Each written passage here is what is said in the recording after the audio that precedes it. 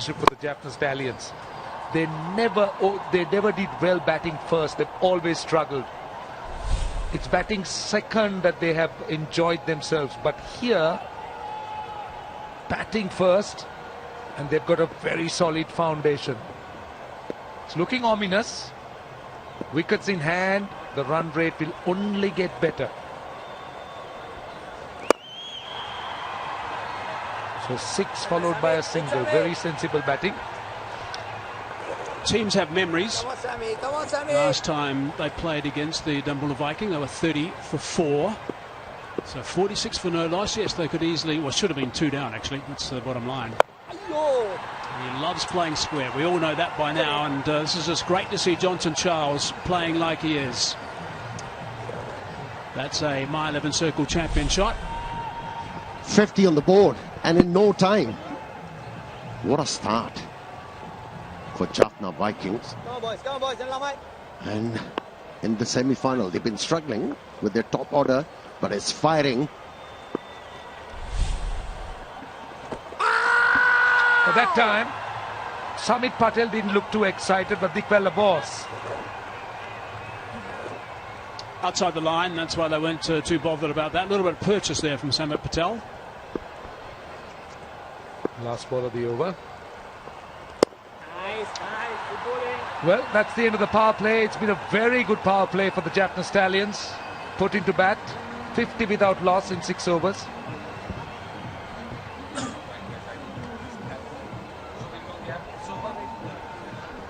So the captain's got his work cut out here. Dusan Shanaka. He just needs to change things around a bit. He wants to get these spinners into this game. Just outside the line, just a little bit of purchase. As you can see, the area that Dikwella was shouting from, and he wasn't supported at all by Samit Patel. So Pushpa Kumara continues.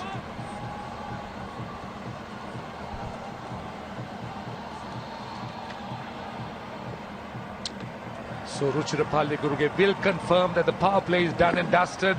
So Dambulla Vikings can breathe a little bit easier now with the field restrictions off.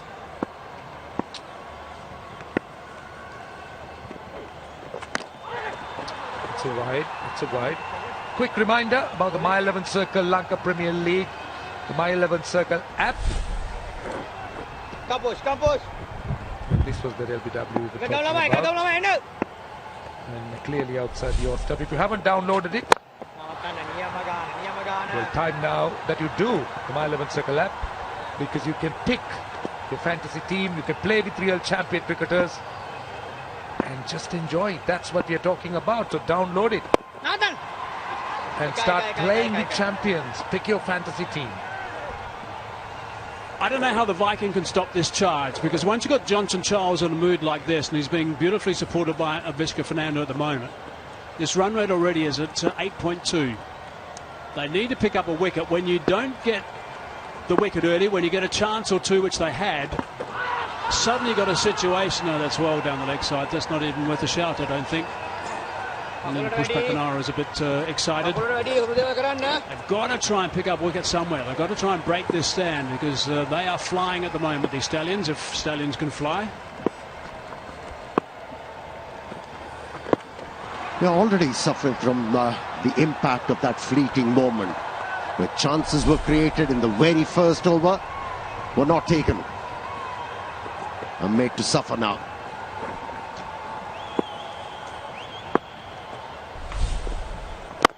See the type of clash that these two teams are in, the semi-finals, two top teams.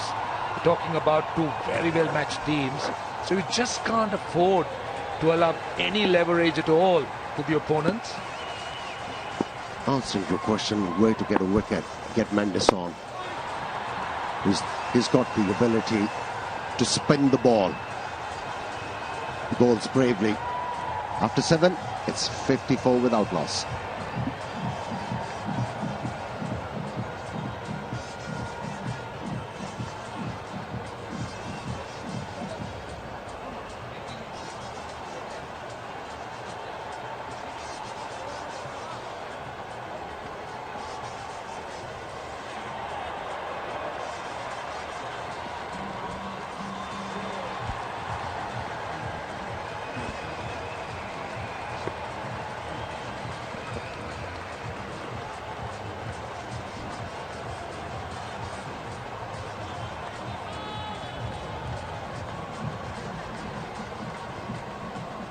It's been a very good start for this pair of batsmen.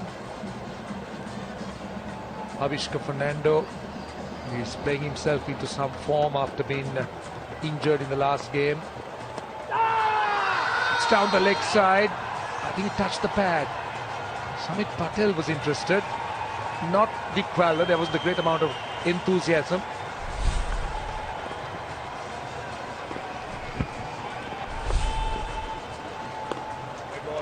Bit of exercise there for the umpire runner. They've got to get back on track here. Dambulla Viking, they're just going through the motions and pick up a wicket or two. That's what they've got to do. Get one, get two. They've got two men back at long off and long on. A bit of flight maybe to get Fernando to try and go down the ground. He's hit a couple of sixes already.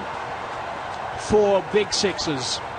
92 in the first game that was played. Here's a look at the shots that he did play. That was a beauty for 6. That was out of the screws, that one. That flew. Picked that one up superbly as well. And also that. So really good, powerful stuff from Avishka Fernando. That was an under edge. Clear under edge. It will run away to the boundary. Was cutting hard. Just burst through Dikwala's gloves. Yep. Through the legs, under the gloves, and disappeared for a boundary. Bit of bad luck there for the Viking side. Patel's been a pretty good performer for them with the ball and the bat so far in this tournament. You've got to look at experienced players in these situations. These are the guys that have got to stand up and be counted. It's a bit of a long hop. Well, unfortunately, the Dambulla Vikings in the first 8 overs have made a few errors, and these errors could be costly.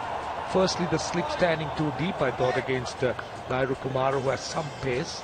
Then Kasun Rajitha's catch, that was just unbelievable. Down to the man at extra cover. That's where captain has to come into play. We shouldn't allow anything to cloud his judgment and thinking. He should make decisions to make things happen. Is the requirement. After 8, it's 63 without loss.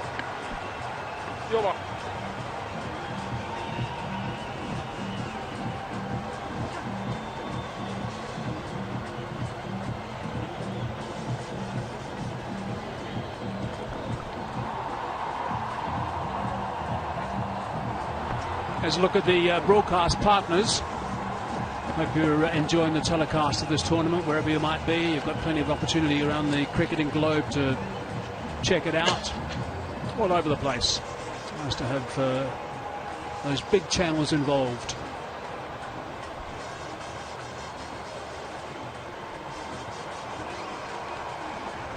Sky Sports in the UK and Ireland, Sony of course throughout India, Bangladesh and other areas of Asia, Willow TV in the USA, Sports Max in the Caribbean, Sky Sport in New Zealand, and also the digital partners. So I hope you're thoroughly enjoying all the action you're seeing, and there's plenty more to come, believe me. Now, one thing I want to just point out here is this Dambulla Viking side has gone dead quiet. They need someone to spark something. Even Dikwala, who's fairly noisy over the stumps, is not encouraging too much. Ahmad Ali is one of those blokes who makes things happen when he's got the ball in his hand.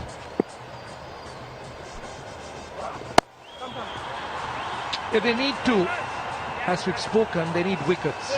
Dot balls are important, no doubt, but wickets is the way forward. And in the meantime, they've got a buzz. Get some buzz out there. Where's the captain? What's he doing? Is he talking to the guys? Is he chatting to his bowlers? Dikwala's got to start shouting a bit, try and get the guys going. There's Chanaka. He was over just having a chat to Ahmad Ali, so that's good to see. He's fielding at extra cover. I want to hear more from Dikwala. Taranga's a senior player. He's not saying too much. They've got a buzz out there. It's a semi-final. Straight over the bowler's head. Avishka Fernando's picking his spots with the greatest of ease.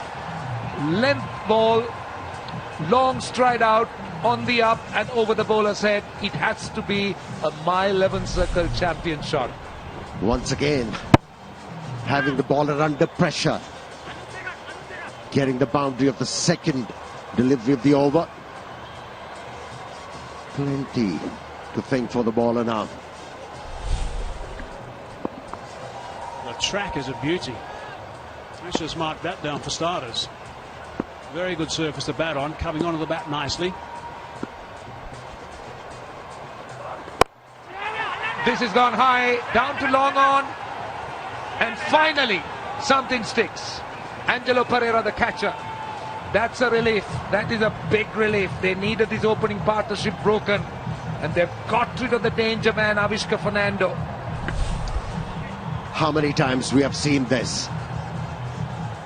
Anwar Ali entrusted by the captain to pick up a wicket, and once again obliges the captain. Drew a false stroke, and yes, luckily the catch was taken. Right, 68 for 1. I think we are now going to have, as Avishka Fernando walks away, 39 of 26. Right, that's the confirmation. That's a strategic timeout.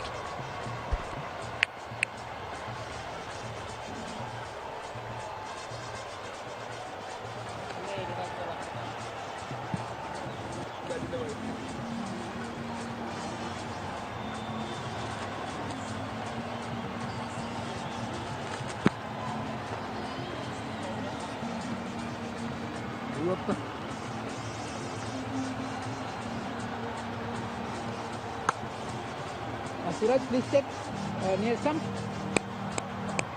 Yes, it is 0. It is 0.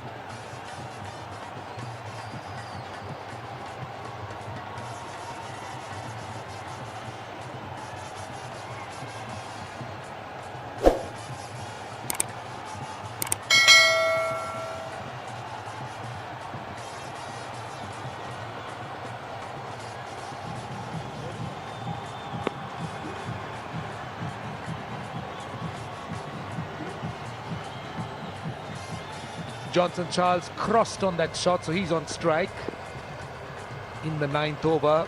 68 for 1. Anwar Ali providing the much needed breakthrough for the Dambulla Viking.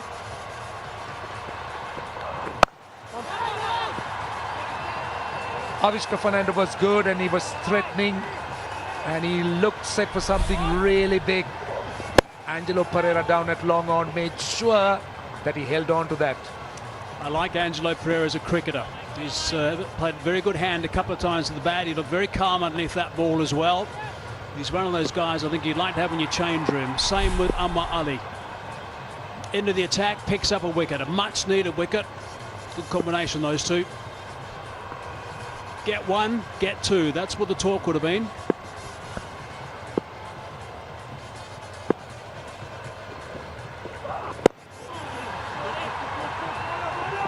Yeah, Dambulla Viking are gaining a bit of control of the game. At the end of 6 overs, Jaffna Stallions were 50 without loss. Conceded 20 runs in almost 3 overs now, which is good, and been able to break the partnership, which was becoming dangerous and threatening.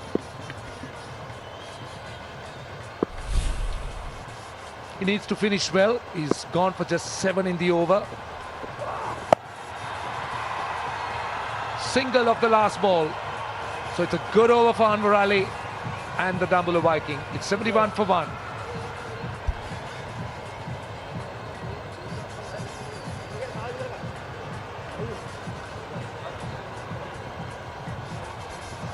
There's a lovely shot from our drone. It's been very busy throughout this tournament, providing some terrific shots. Quick look at the projected score for the Jaffna Stallions. The current rate takes them just shy of the 160 mark. If they go at 10 and over, they get to the 181 mark. A little bit more than that, they go to the 200. Outfield's quick, pitch is a good one. I think that's the consolation the Dambulla Vikings are having. They know that it's a good pitch, the outfield is fast. They must be hoping that the dew might show up later on when they bat. Just to remind you, if you haven't downloaded the My 11 Circle app, you need to do that. You've got a real chance of playing with the champions, picking your fantasy team. So you need to do that quickly, because we are in the business end, so you need to start picking your team. So now the wicket falls, so the captain can try something else. They need a couple of overs from him, so he's brought himself into the attack.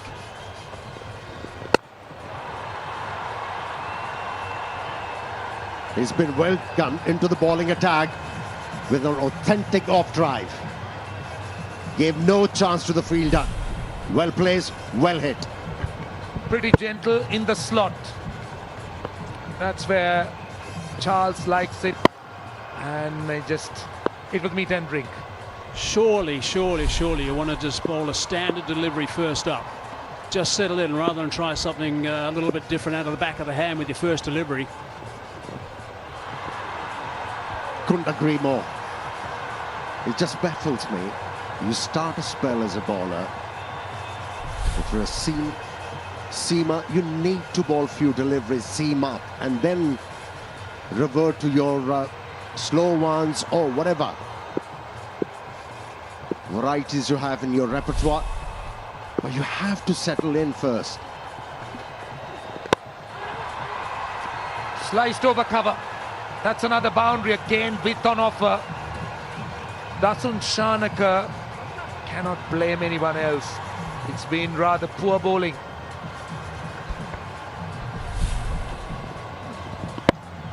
Width over pitched and slapped away back with a square for 4. So suddenly there's some serious pressure back on the skipper now.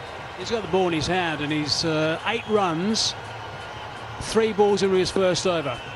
It's good to see some encouragement coming his way. He's got to get things back on track. Captain's got to stay nice and calm and just try and settle things in the middle. Once again, that's going to be another boundary. He's got 2 men inside the circle.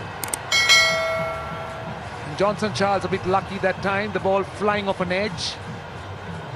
I thought he did it deliberately. He saw the width, opened the face of the bat at the last moment to be able to get the ball over point for 4 runs. Have a look. Just rotated. 4 slow balls in a row. And they've all been over pitched. And the last couple have been wide. They've been flying. It's had wings.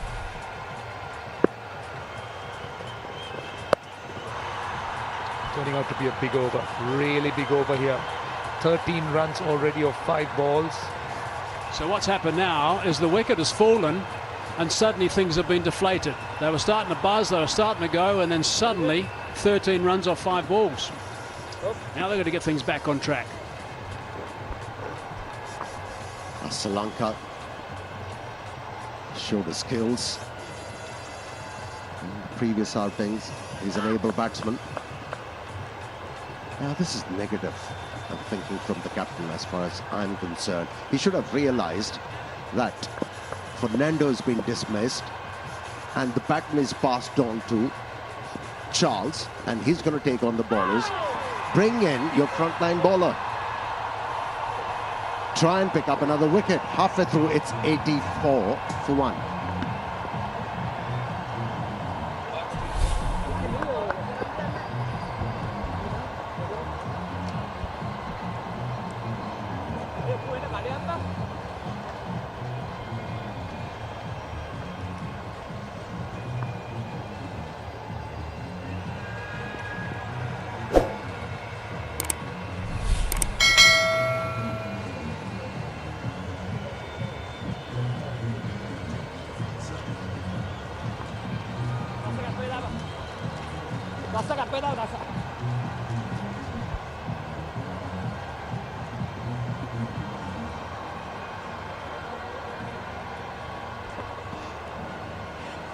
A few very good overs there for Jaffna Stallions.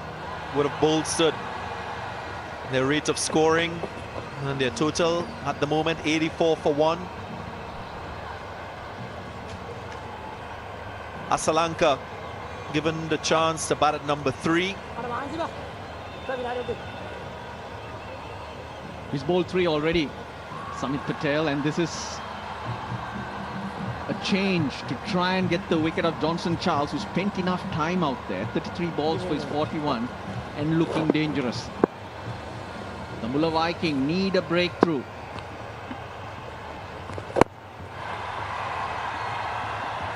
Straight lines adopted by Samit Patel.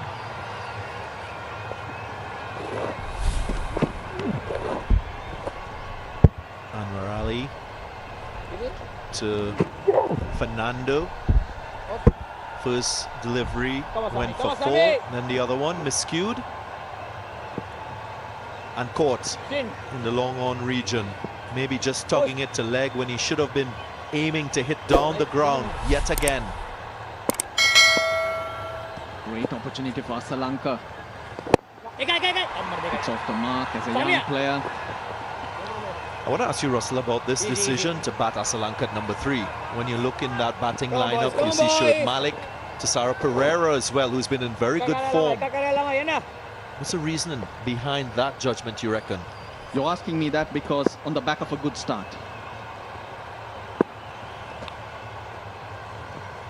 Oh, yes, yes. He's a left-hander, so left-hand, right-hand combination. Dhananjay De Silva, Shoaib Malik, they're probably options who are right-handers. Tisara Pereira a little too early for him to come in. I guess that's the reason Asalanka's come. Solid point with the left-hand, right-hand combination. We know how instrumental that is in terms of putting bowlers off and not allowing them to settle with their lines, their lengths. But I still think that Shoaib Malik has the experience, has the class to play the situation well.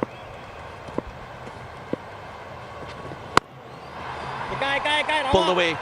Will find the fielder before this innings as well. Asalanka, he's only played 2 matches, just accumulated 50 runs, so a bit of inexperience there. Yes, but quality, a lot of skill. That's what I may have said. Great opportunity for this young player to make a mark. Of course, he cannot take too long to settle in. Last ball of Samit Patel's spell. Good bowling. Single, so just 5 runs. He doesn't get the breakthrough that they were looking for. 4 overs for 28, 89 for 1 after 11.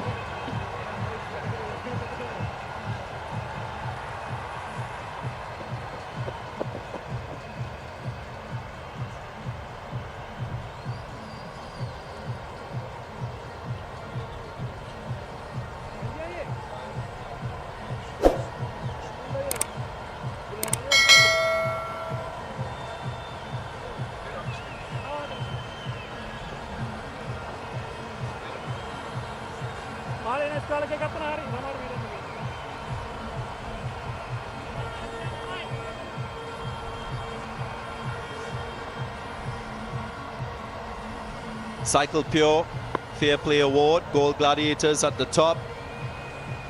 Dambulla Viking, Jaffna Stallions, 3rd and 4th respectively. Colombo Kings out of the tournament, having lost to Gold Gladiators in the first semi-final match. Change of ends then for Anwar Ali. Three in the deep from the leg side, the third man, deep point. Those are the fielders on the boundary for Johnson Charles. Clipped away through the onside. He's got some powerful risks. Johnson Charles with a feature for the Barbados Tridents in the Caribbean Premier League. Had a good run with the bat.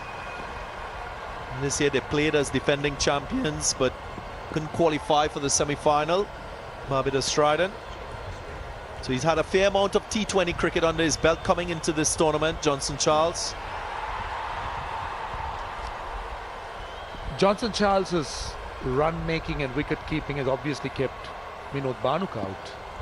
Vinod Bhanuka has been thought of very highly as a wicket keeper, but then one has to understand the need of the team. In this case, the Stallions.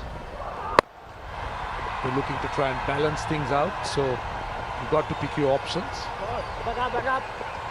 Vinod Bhanuka had a good run in the tournament, just a 40, not really getting going. So a Sri Lanka coming in. 4 innings for Johnson Charles. He's broken a bat. This is his best. Couple of scores in around the 10 to 20 mark. For many of you wondering where he's from in the Caribbean, he hails from St. Lucia, same island and country as Darren Sammy. Johnson Charles, in fact, has a stand named after him at the Darren Sammy Cricket Stadium. Is there a Darren Ganga stand in Trinidad? Pulled away, picked up, and it goes all the way for 6. That brings up his first 50 in the tournament. And what a time to get it. Absolutely. Jaffna Stallions at the moment really enjoying themselves, flying, I must say. They're going at what, close to 8 runs and over, or a little bit more than that. And in this mode, Johnson Charles can just keep picking on that run rate. It will only go up. And at the right time too. We were making the point that the top order hasn't clicked. They've come up with the best opening partnership for the Stallions. Now he needs to keep going. That will be the difference. New batsmen will not be able to dominate as much.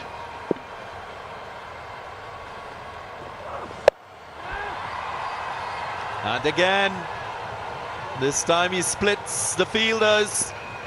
Johnson Charles amping it up. Run rate getting higher. 100 on the board. My 11 circle champion shot. 10 and over from here, 184. We keep saying that the Stallions have a good attack, the best in this competition. You'd like as much as you can. You don't take chances. Dew could be a factor later.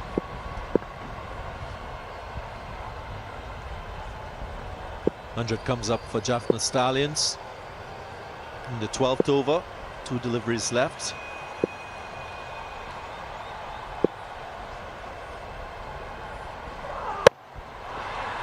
See, the good thing about the Jaffna Stallions side is, Russell just said about their bowling attack. The type of bowlers they have, the wicket takers, the Vanidu Hasarango option will always play on any batting side's mind. Coming in the middle, runs on the board, he can create a lot of pressure. All right, call it, Darren. Who's next? Tisara Pereira, in my estimation. If Sri Lanka gets out. Tisara Pereira. Anyway, TP. Last ball of the 12th, 13 off the over already. Cut away. Goes high, goes far. Wow. What an end to the over. 19 runs coming from it. 108 for 1.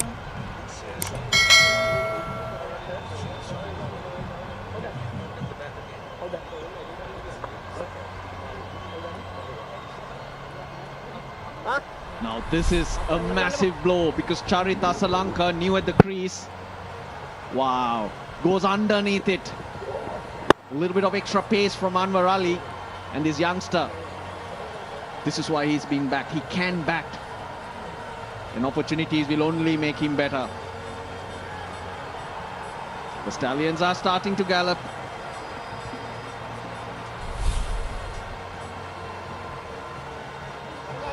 Anwar Ali's look, to me, he looked shell-shocked after that over. Just didn't seem to have an answer. With Charit Asalanka getting a 6 of the last ball and finishing that over on a high. Exactly 9 runs and over. Just to finish my reasoning behind Tessera Pereira coming in ahead of Shoaib Malik. When you look at the strike rate of the runs scored by Tessera Pereira, his runs have come in quick time. He strikes at over 200. And if he gets a chance, he will bat deep in the innings. The other thing, his boundary percentage is the highest in the tournament, 40%. So if you can add that same type of flavor to the innings, you're surely looking at a 200 total here for Jaffna Stallions. And for that, this young man has a massive role to play. Malinda Pushpakumara into his 3rd over.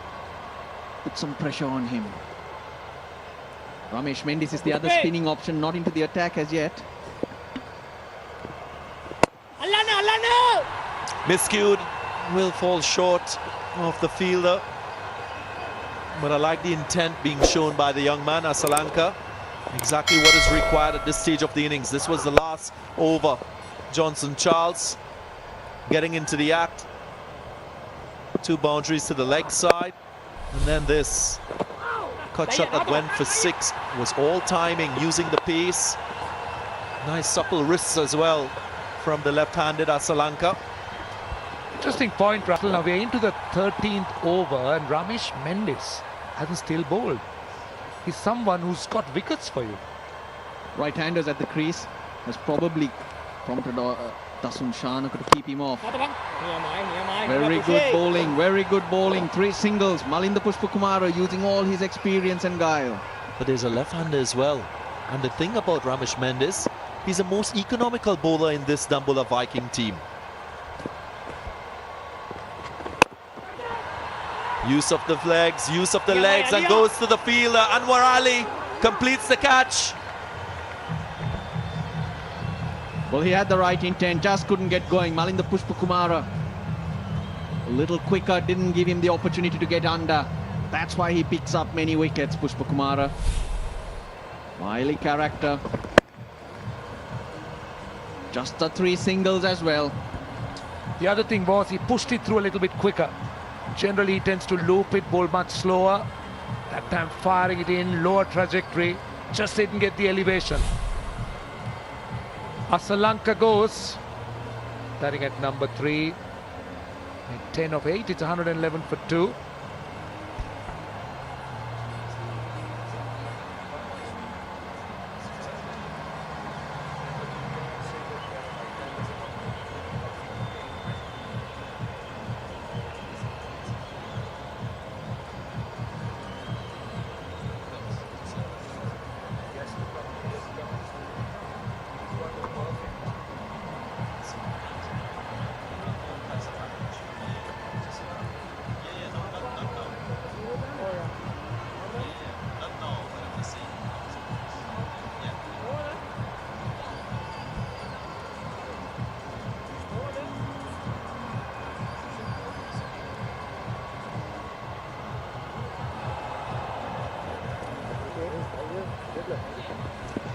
The stage is set for the big man from Jaffna Stallions. It's the captain himself, Tessera Pereira. 97 unbeaten against Dambulla Viking. That's in the league stage. His career strike rate 149, but in the tournament in excess of 200. That's how well he's batted. Ramesh Mendis on cue. Spoke about it. It's good to see him bowling, and with Tessera on, obviously that's a weapon they'll try and use as an off spinner. And a vote of confidence for the young man. Held back. Economy rate 6.54. Held back for Thisara Pereira, who's can be very dangerous and score very quickly.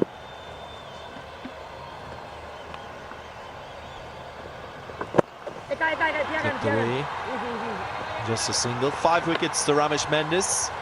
Spoke about his economy in this tournament. 6.8, the best in this Dambulla Viking team. He comes with a reputation. This is another look. Asalanka's wicket. On the subject of Ramesh Mendes, I think Russell mentioned the fact that he's got a 100 in first-class cricket. It's a very steady, highly thought-of all-rounder. Bats in the top order, bowls off spin.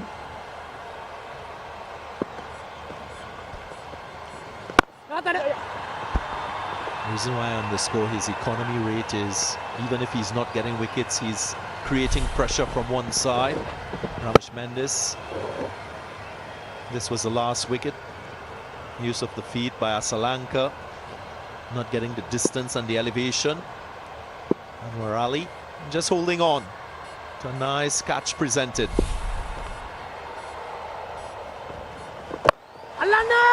Goes the leg again, goes the leg again. Just short of Samit Patel. That was a brilliant effort. I thought so too, because it was flat. Tough to judge, but he kept coming and couldn't hold on. He's been a great addition, Samit Patel. Carries a lot of experience. He's not happy, but to the tough one. Pereira, how far has that gone? Far enough, far enough. It's 6. Oh, sounded like a miss hit. Can he hear the queller in the stump, Mike? Podi hayak nimiti is meaning that was all brute force. Miss hit. You can see Thisara looking nervous. That is what we've seen from him in previous innings.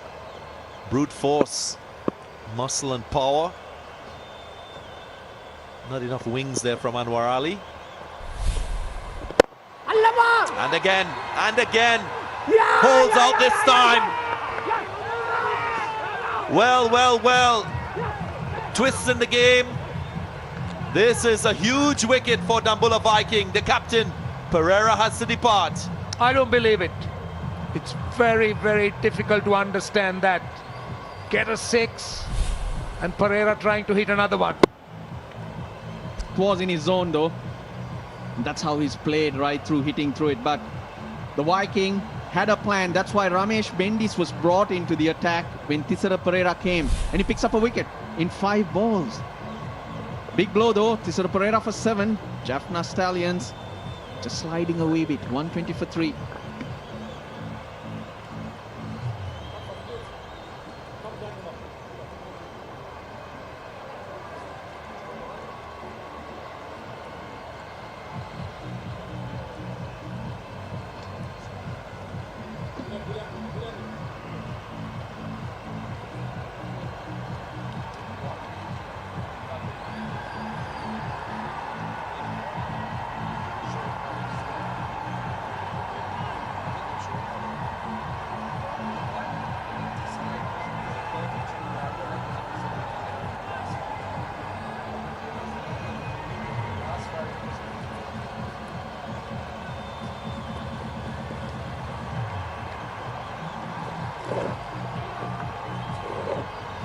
The timeless and experienced Shoaib Malik comes to the crease. Just 1/2 century in the tournament to him. Plays the situation quite well. Can he do the same this time around? Talk about Ramesh Mendes. He spoke about his potential and how well he's performed. 10 runs and a wicket. 121 for 3.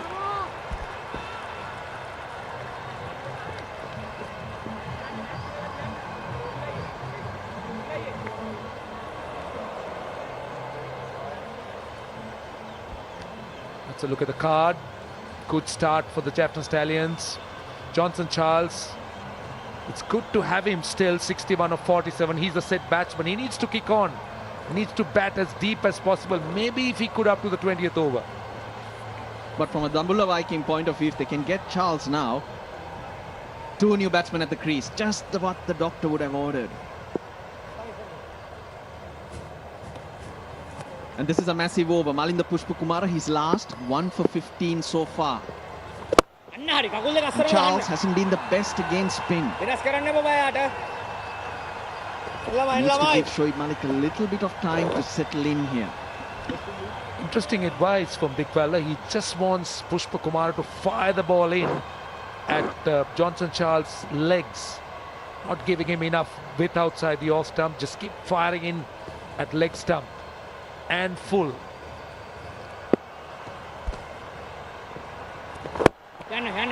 Slow pace for Shoaib Malik.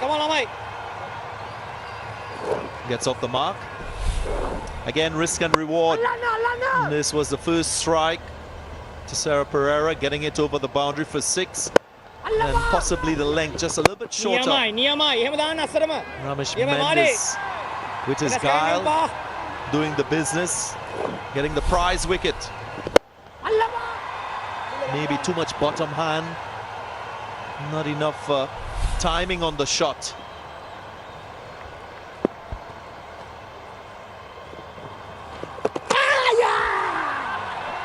Superbly bowled.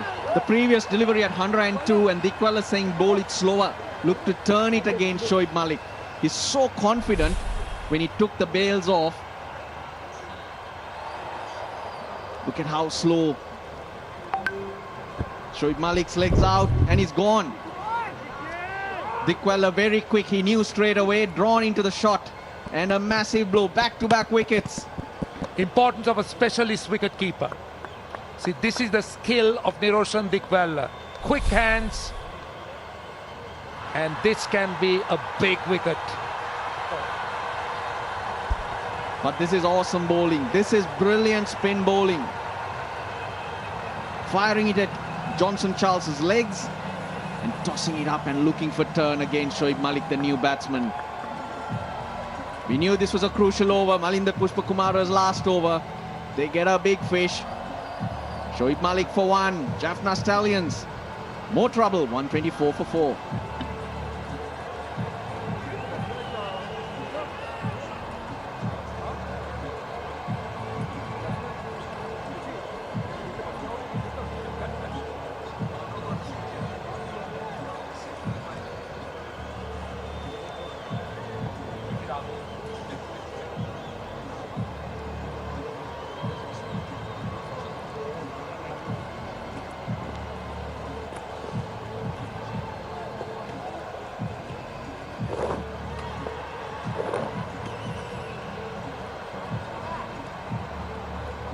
Nice city.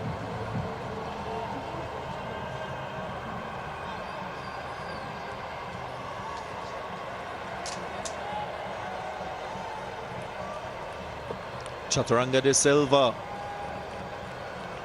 will come to the crease. It's been an excellent passage of play for the Dambulla Viking. Skill on offer.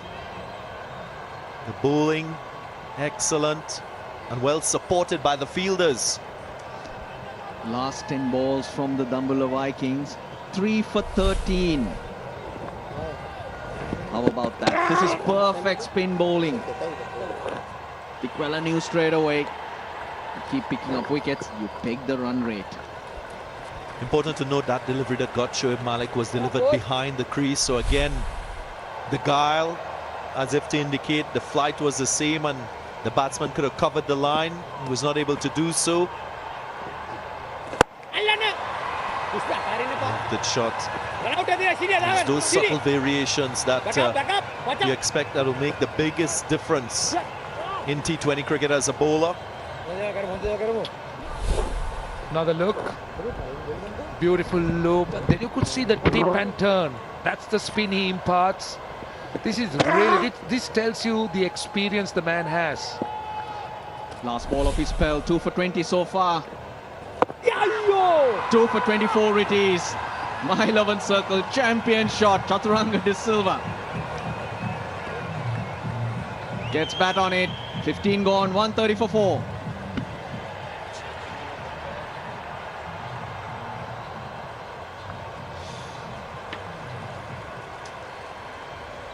Pat on the back for Pushpa Kumara. His 4 overs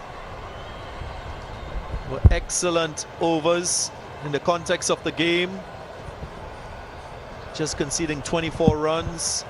2 very important wickets as well. Just putting a check on the Jaffna Stallions and the ability to score quickly.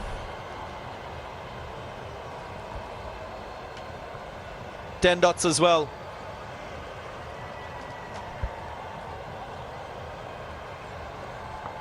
Two for 24. And that is what Malinda Pushpa Kumara has produced with the ball.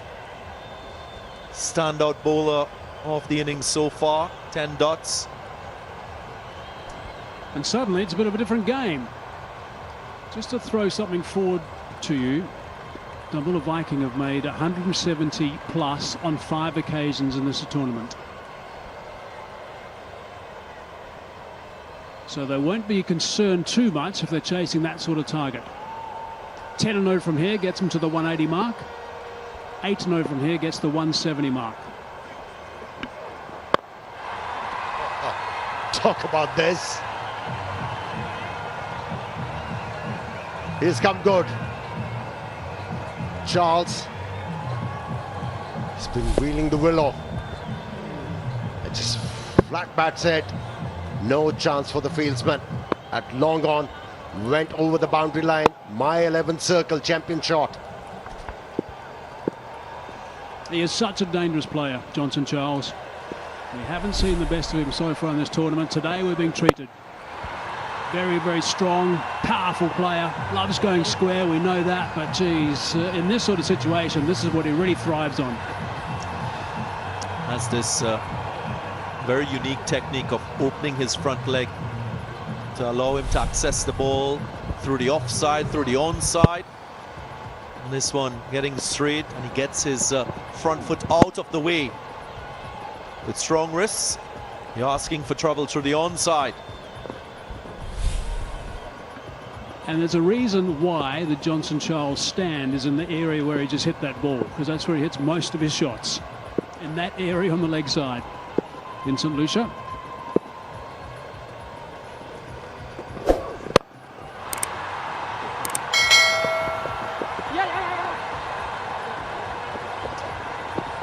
Well, in the first over, Ajita dropped a sitter. A deep fine leg. And he's been made to pay. Look at the stumping. Turn and bounce. Good job behind the stumps from Dambulla. I think he's such a clever bowler, Pushpa Kumara. Lovely flight through the air. We saw that he bowled that from about 23-4 yards maybe. Squeezed away, straight to the man though. Just the one.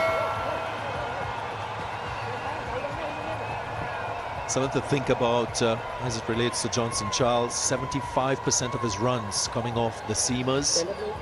Spinners, they've been able to contain him. So maybe something that Shanaka to think about. Ramesh Mendes bowling a little bit more to Johnson Charles. Yeah, loves the ball coming on. So currently 9 and over, 180 from here. Can they get to the 200 mark? They can if Johnson Charles continues. I mean, he can thrash it from this stage and really be on the charge and help the Stallions get to a very big total. Yeah, there was no point taking Ramesh Mendes out of the attack. He picked up a very important wicket. Yes, he was hit for a 6. But the guy has the ability to pick up wickets. At times, as a captain, you don't have to overthink. Keep it simple. It works. Straight back at the bowler. He's got to make sure he finishes this over. It's expensive as it stands, but if it's controlled this last ball, then that's going to be okay. I also think the captain, Chanaka, will be mindful of how expensive Anwar Ali has been as a bowler, conceding 27. might not want to revert to Anwar Ali, hence get Mendes in, get more of his secondary bowlers, you would say. Yeah, and that'll mess his plans up because that's what he normally likes to do. Slow delivery, and it falls safe. Direct hit. They're celebrating, the Viking boys. They quite like it. It's not a massive celebration. Everything's lit up. Direct hit are always worth having a good look at. They're not sure. Pushpa Kumar is on fire, and I think he's got the man. He's out. Another wicket for Dambulla Viking. They are making a strong comeback into this game.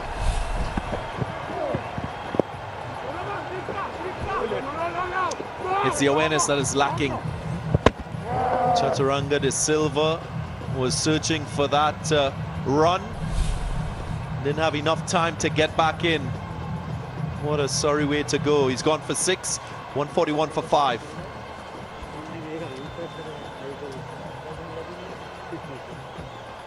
Time also for a strategic timeout.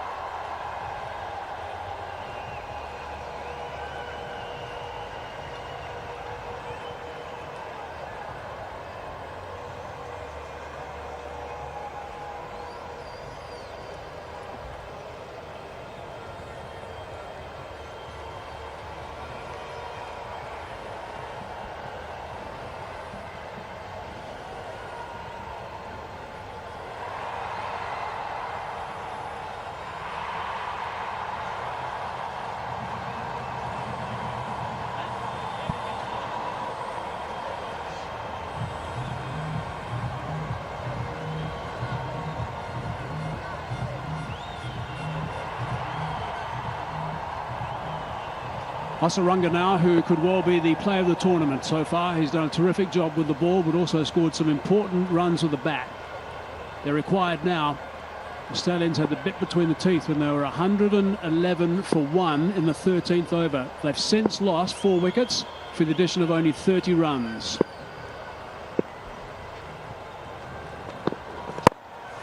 A little bit of width. There is a sweeper out there, so it's just going to be the single only.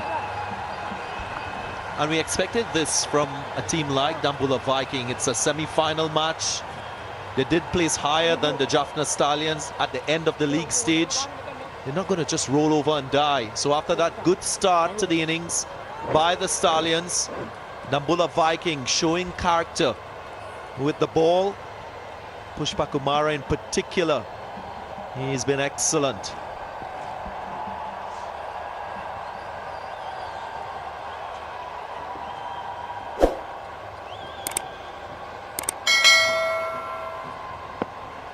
should be able to get close to that 180 mark from here. That's all they should be able to get. Hasaranga is his runs are needed here.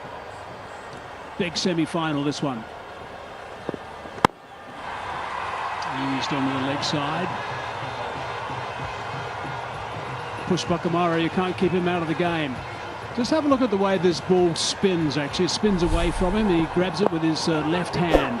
Hits the turf, spins, and a direct hit.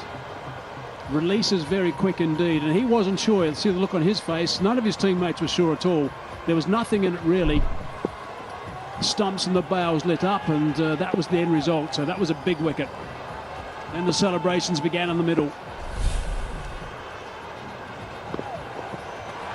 Wide, just outside that blue line. What I also like about the bowling from Dambulla Viking, they seem to have a plan to every single batsman. You hear it from Naroshan Dikwela behind the stumps, bowl faster to Johnson Charles, a little bit slower to Shoaib Malik. Immediately, with Tessera Pereira coming to the crease, they brought on Ramesh Mendes, so plans in motion, you would say.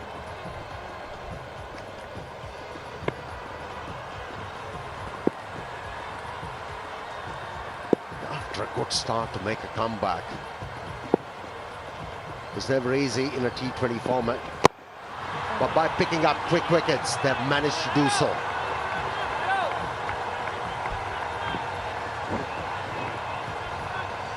Munchikome, Sri Lanka's #1 biscuit brand. We've had the pleasure of enjoying a few packs. Snappers are in them as well. Nice to see. They're not going to last long, are they? There you go, a bit of focus, that's it. Very tidy over so far. 4 runs only from it. Hard down the grounds, protection there, just the one.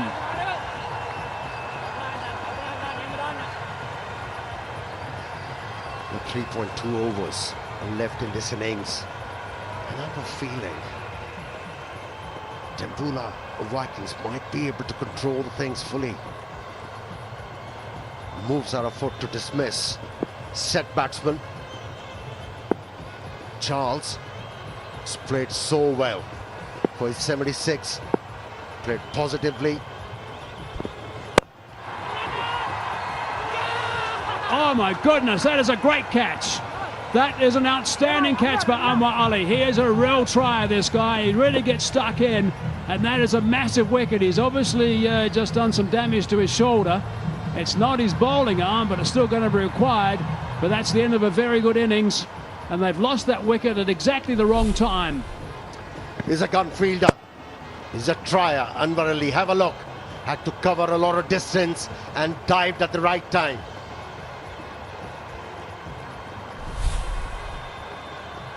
Very good catch to dismiss Johnson Charles, who played so well for 76. It's 146 for 6.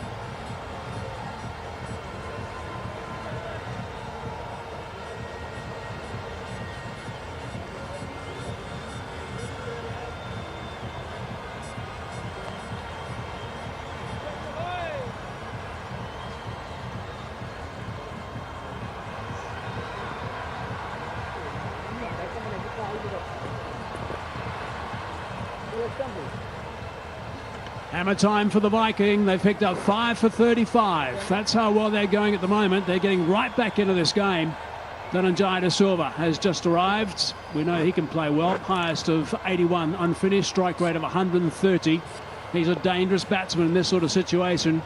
But the last thing they want to do now is lose another wicket.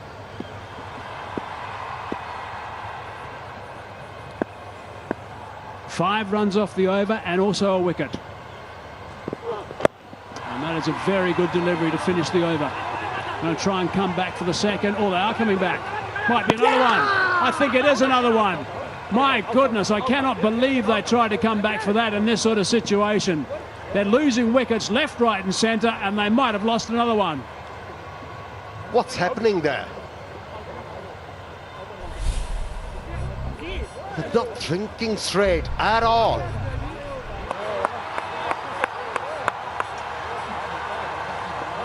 Sixth wicket in no time. Please. And the opposition is back in the game, actually controlling. Unnecessary wicket gifted to the opposition. Poor judgment. And find themselves in a herring situation. Jaffna Stallions, 147 for 7.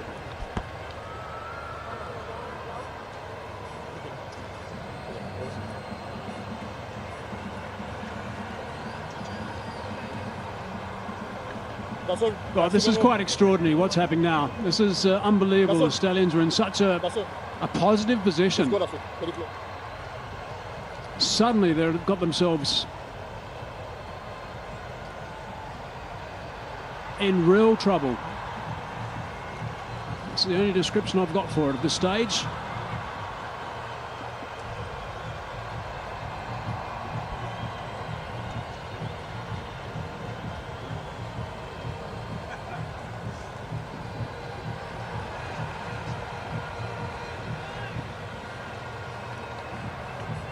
Seven down. Saranga Lakmal now.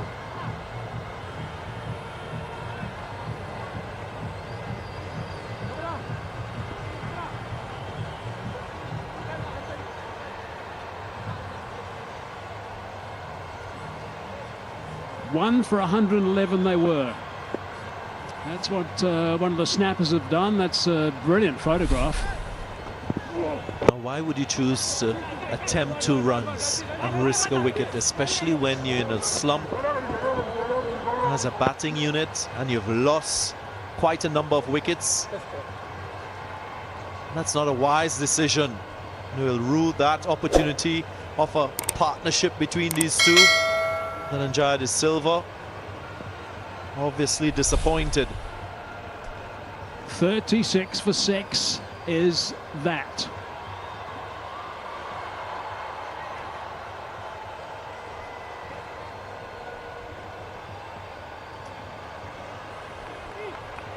That throw from Rajita was absolutely perfect. Could not have been a better throw. Right over top of the bails for Dick Weller. Stallions 147 for 7 now. Slicing that away. Powerfully hit. Just the one. Almost a handstand. The fielding has picked up. In the first over, a couple of chances went begging. But from there on, Dambulla Vikings have picked up the standard of their fielding.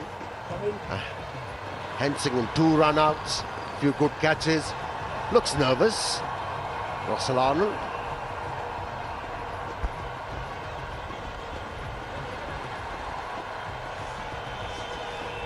Jaffna Stallions, they were 111 for 2 in the 13th over. Now they've slumped to 148 for 7.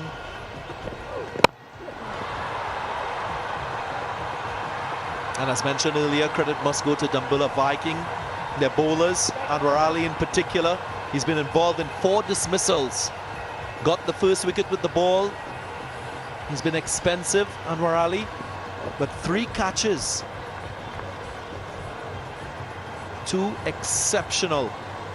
Diving away. That's the type of support and the effort required in a semi-final match. And thankfully also that shoulder seems okay now. That's good news. So they need to try and wrap this up. 3 wickets is what they've got now. They've got them in their sights. The Stallions are in the Viking sights. Hammer time at this stage.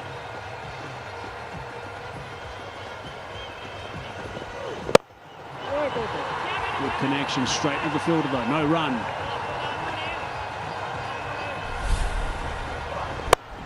Wickets to fall. First, Avishka Fernando attempting another 6, just held out. Asalanka again searching for the boundary, couldn't find the ropes. Tisara Pereira, well, he got a 6 the previous delivery. He held out to Anwar Ali, and then the guile that got rid of Shoaib Malik.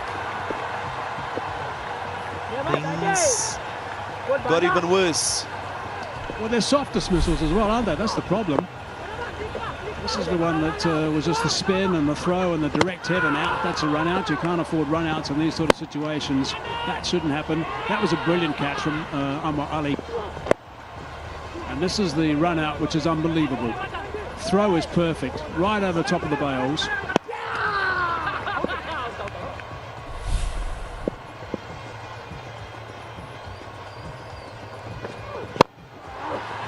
150 on the board now. That single takes it to 151. They are struggling to hit boundaries. That's what they need to hit at this stage. That's what happens when the pressure mounts. They invited the pressure to come on to them by losing wickets and now struggling from a very good position. Jaffna Stallions find themselves in a spot of border. Rajita doing exactly the right thing here, just making sure his field is spot on. He does not want to concede a boundary of the last ball that's over. There's 4 runs from it only. Over number 18 is a very important one, so is the next one. It's a beautiful delivery, and it's a play and a miss, and it's a great over. 4 from it, 151 for 7.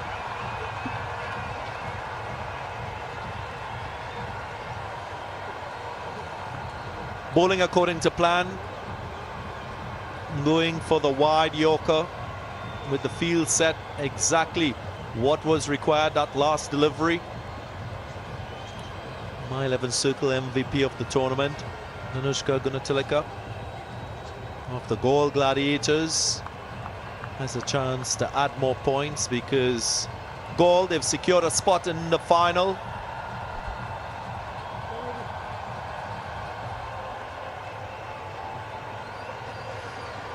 So a quick look at the My 11 circle MVP of the tournament. Gunatilaka has been unbelievable. Top of the pops there. Sharnaka's playing in this game. He's been very consistent. Hasaranga's in the middle right now. He needs to get some runs for the Stallions. Andre Russell hasn't been as good as we would have liked with the bat. Laurie Evans got injured, but a terrific century in the tournament as well. But Gunatilaka has been magnificent throughout this tournament, and he is through to the final as well. So he's still going to be in action. So 2 overs to go, 151 for 7. Kumara with pace to bowl over number 19. Also want to add control. What he's produced in his previous 3 overs. Good lines, good control. And what I'd like to see from him, again, is a plan that is supported with proper field placing. Exactly what we saw from Rajita when he bowled. Either the defensive Yorker or the attacking Yorker with the odd slow delivery and short ball would have been out. Desperation now showing clearly.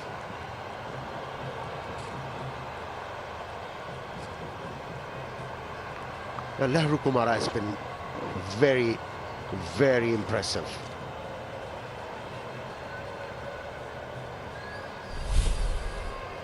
Bowling the depth.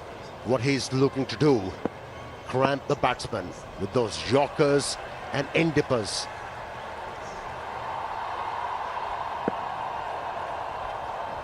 Strong field on the offside. Oh, he's got after the strong field when he bowls that sort of delivery. Sweeper brought into play. Nothing is wrong with him earning full in the field. Makes the accommodation for a full delivery outside the off stump. 3 boundary riders in that third man to cover region. Just feel this spell of bowling that we've seen from him. He's made the adjustment in terms of reducing his pace to get more control. And boy, he's delivered. He's not all about brawn, brains as well. Oh, that's high. might be a no ball. It might be a no ball. Might be a run out as well, but I think it's going to be a no ball. Is it too high? Is it above waist height? Yeah, there's the call. No ball it is. And it's a free hit as well. I wonder if that's the first sign of maybe this ball getting a little bit wet out there. Oh, that's a bit touch and go. Was that above the waist height?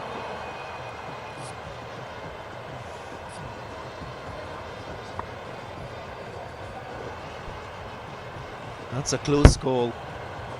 Just on that waistline, you would think. Square leg umpire was convinced. Yeah, you got to imagine that the batsman's wearing a belt. That's how I tend to sort of read it, and I think that would have been just on the belt. Now remember, the line belongs to the umpire.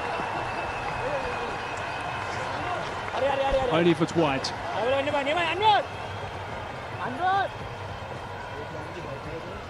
Omar Ali is diving all over the place, and he might have got himself in a bit of trouble here with that last dive. This is a full toss, and it's slammed back to Omar Ali, and he's doing his best for the team, but last time he dived, he hurt his shoulder. He's taken some time to get up after this as well.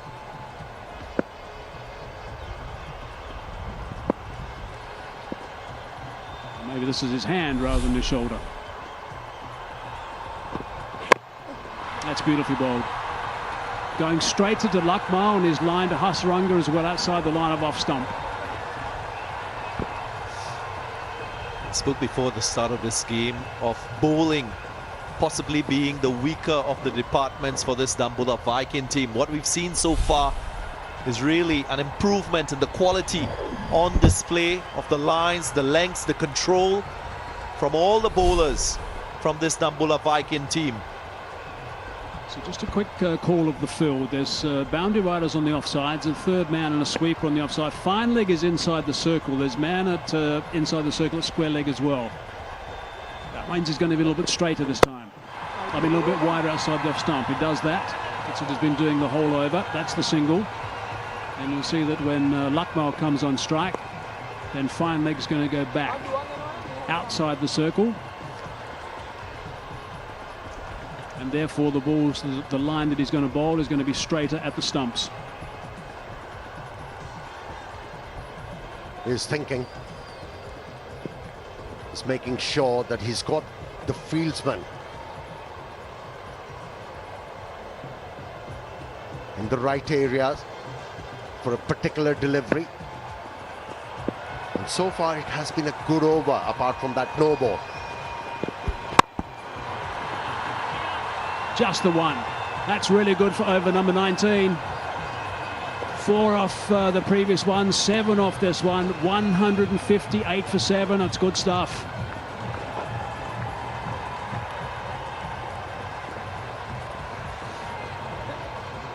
Wonderful spell of bowling here from Lahiru Kumara.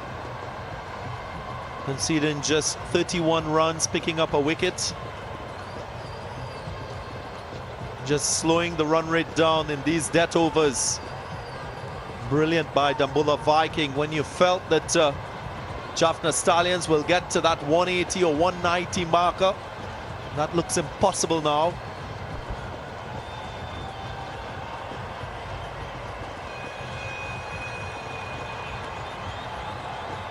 That Manhattan tells such a story. We were talking about the fact that they were so flat. There was nothing in this game really as far as the Dambulla Viking were concerned. They were nowhere. They picked up that one wicket, and then they got a second. Suddenly wickets started to tumble from over number 13 on, picking up wickets every over from there. 13, 14, 15, 16, 2 wickets in the 17th. A couple of wickets now without a wicket, but that does a couple of overs now without a wicket, but that doesn't matter. 19 overs, 158 for 7. They'll struggle to get to the 170 mark now.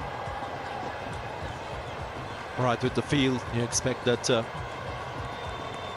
Rajita will go straight and full, search for the attacking Yorker.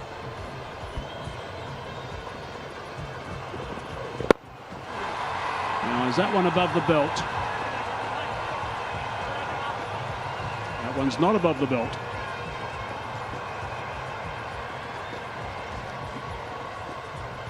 Hasaranga is not convinced. He thinks it was a no ball, and I think he's justified. He's got to try and use the pace. He's trying to power the ball in front of square. Might be a better option for him to look to beat the fielders behind square using pace off the ball. Not the most powerful player, Hasaranga, and power is not working in the innings for him today. There's no doubt they should have got a free hit there.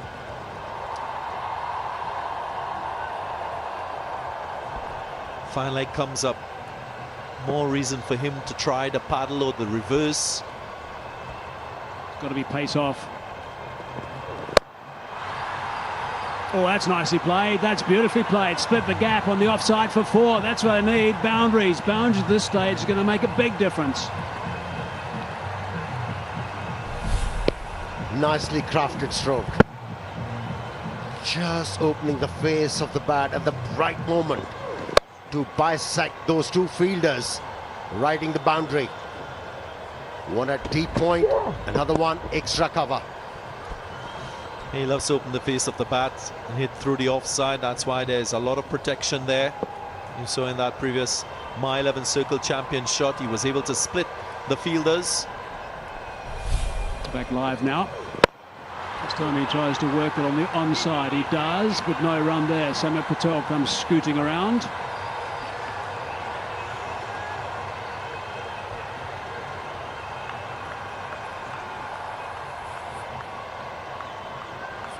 %19 of his runs down the ground, but 52%. That's the big area. Behind square on the offside due to that open blade. So using the pace of the ball, working it down in that region. It's gone over the top of a cover region, coming back for the second. And does that well. Brilliant running. The moment he hit the ball, decided it's going to be 2. Ran hard, in fact hustled for his second. Again, trying to power the ball through the offside. Always a difficult proposition to try and beat 3 fielders in that region. There's a long off as well. 2 balls left in the innings.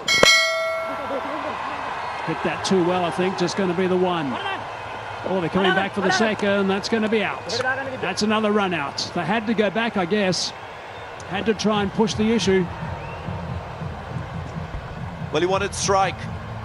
And that was the reasoning behind the 2 runs. Hasaranga wanted to get back on strike, and he was willing to sacrifice his partner.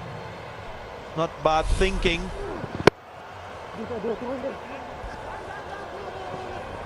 Those low full tosses working for the Dambulla Viking bowlers quite well.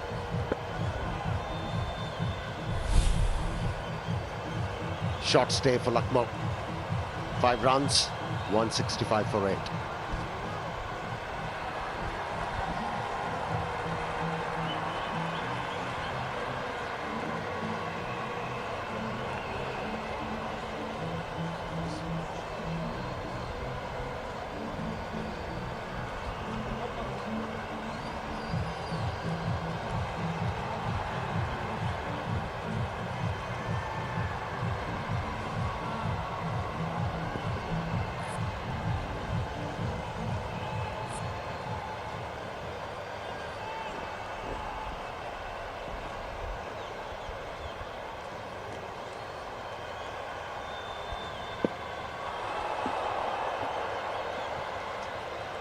Last ball of the innings. Can he get a boundary?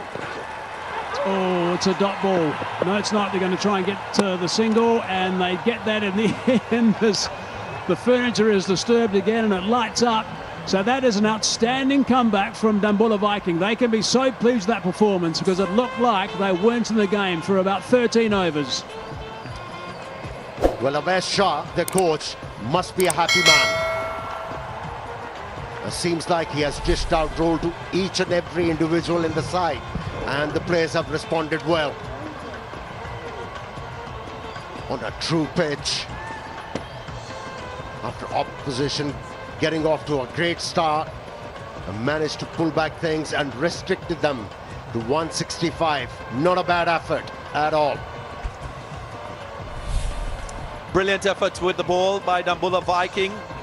Hasaranga tried his best. Maybe the option he chose off the last ball was something he could have used earlier. Gone for 14, 165 for 9. You think at the stage they were at in the 13th over, they should have gotten a lot more.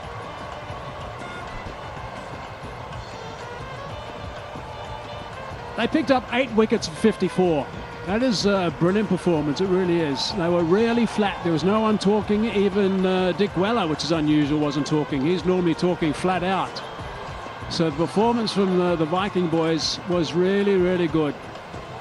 Ahmad Ali was superb. He's got a couple of bruises, I think, but he was superb in the field and also with the ball. So these 8 wickets was seriously impressive in no time. And now I reckon that they're going to be by far the happier change room. Only 35 runs in the last 5 overs achieved by the Jaffna Stallions. Way under par to what we've seen by teams in previous matches. They'll be disappointed with that batting effort, especially at that phase of the innings, the death overs. But they have runs on the board. That's the important thing. 165 is what they'll have to defend.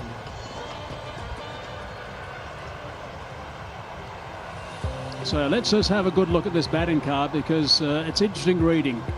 Visca Fernando 39 off 26. Johnson Charles 76 off 56. Now that stand was really good at the start. And then they were 1 for 111. And then suddenly Asalanka was gone for 10. Then suddenly Pereira for 7. Malik for 1. De Silva. Then it just got worse and worse and worse all the way through. And in the end they lost 8 wickets for 54 in that little cluster. And 165 for 9 is really nowhere considering where they were at one stage. Dambulla Viking, they started off shakily. Their new ball bowlers conceded runs at the end of the power play overs. It was 50 without loss, but then they pulled things back. Kumara was excellent in the death overs. Overall, brilliant, 1 for 30. Rajita as well supported him. None for 33. But the standout bowler, Pushpa Kumara, Malinda Pushpa Kumara, produced 2 for 24. Just took back control of the innings and really created a wonderful ending for the Dambulla Viking with the ball. So semi-final number 2, that's what's required. They need 166 to win to the Dambulla Viking, and they've got a batting lineup which has got 170 plus on 5 occasions in this tournament. The target goes at 8.3 runs and over. We'll take a break and be back soon for the chase.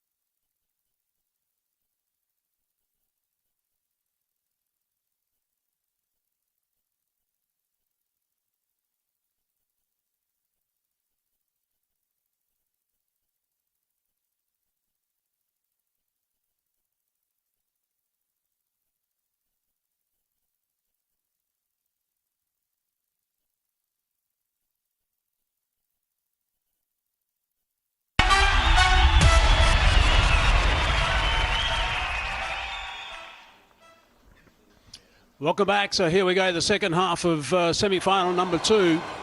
And you can see there the coach is laying down the law, I think, for the Stallions. They've got to come out galloping in this second half because they were disappointing at the last bit, or the last half, if you like, of that innings. Stam was good right at the start. They were 1 for 111, and then suddenly at the end they lost so many wickets and just tumbled at all the wrong times. A couple of run-outs as well. They lost 8 wickets for 54 runs to get 165 for 9. And at one stage we were talking about 200, 210 maybe was going to be where they're going to be. But the bowling from the Dambulla Viking side was pretty good. 2 for 24 for Pushpakumara of his 4 overs. That was the standout, I guess. And the really good performance by Ali Anwar with the ball and also in the field. So good work from Dambulla Viking to get back in. But run-outs galore, that was a real problem for them. But Johnson Charles was really good for his 76 off 56 balls.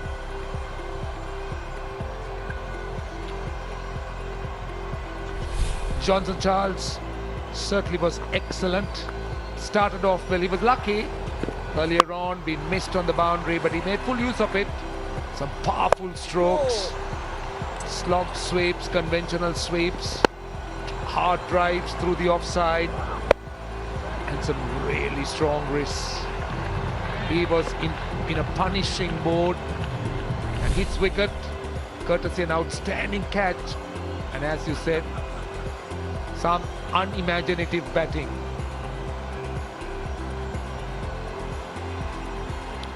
Well, 165 for 9 runs on the board, and the Jaffna Stallions, they do have a good bowling attack. They can still really make a fight of this. They can still defend this. But if you really look at where I thought they lost out, I felt that the Thisara Pereira's wicket, the opening, the Dambulla Viking wanted just that little sniff, and they got it from their own. They were just slicing them through. I think the start of this game, I've always said this is going to be a clash between the Stallions bowling and the Viking batting. So the last thing that the Viking side want to do is lose wickets early. The Stallion bowling is potent. They certainly have some stars in their lineup, some guys who can swing the ball as well, and that's going to be important.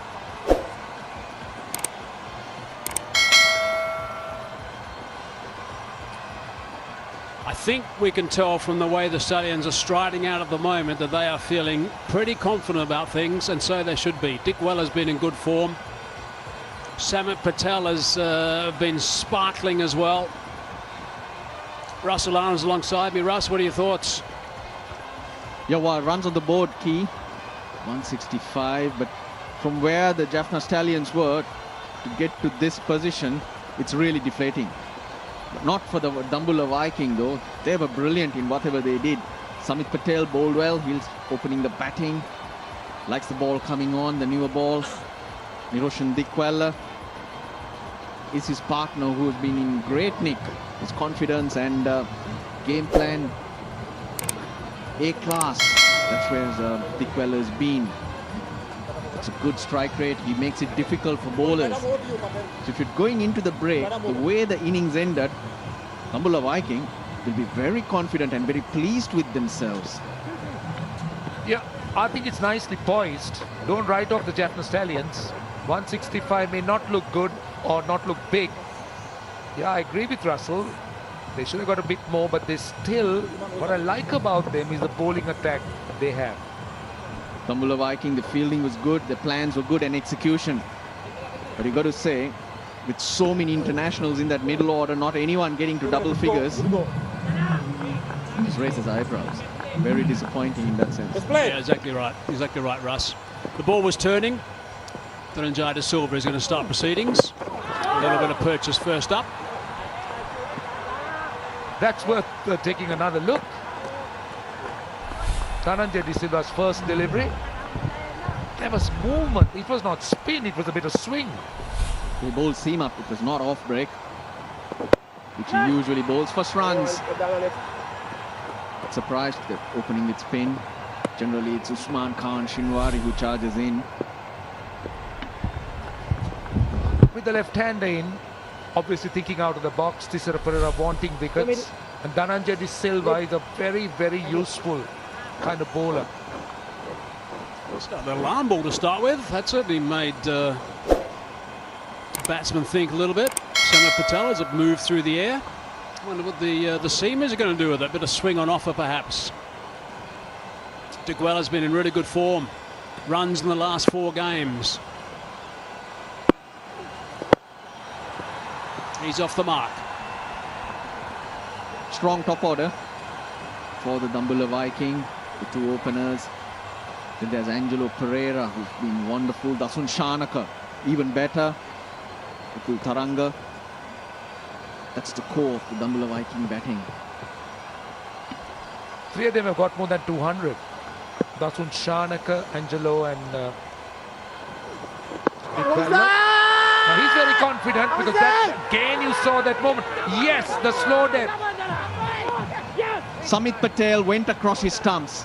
That was a little quicker. He wants the DRS, but he was pretty much in front. I reckon that was missing leg stump. I think it went too far. Let's have a look at the business end for starters. We can tick that box. There's no dramas there. Certainly a little late movement through the air. I think that's the question. Did he do too much? He went across. It looks like doing a bit too much. Yeah, it's gone a long way. He's well in front. He's gone across. But that angle is great. So it's a good review that the Dambulla Viking have taken. Because it's still got a long way to go to the stumps. Yeah, he knew straight away. Samit Patel, he was quite confident. He's looking at the replay on the big screen. He's got a bit of a smirk on his face as well. All the players looking at it. Here's what counts, and I think we can comfortably see that's going to go well down the leg side. Review retained. Off spinner getting it to swing. What's going on here? Nothing wrong in the same direction. The ball's moving in the same direction. The difference is he's not spinning, he's just seaming it.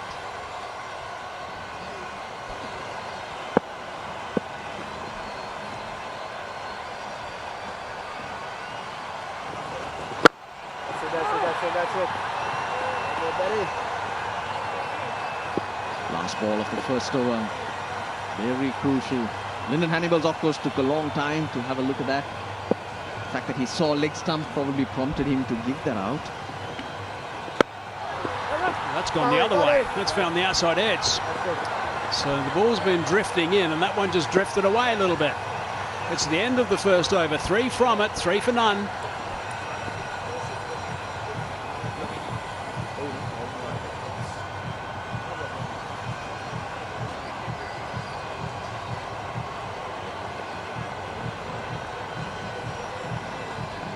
Runs at the top. The problem for the Jaffna Stallions. Not a problem today, but their strength, a massive problem. The middle order.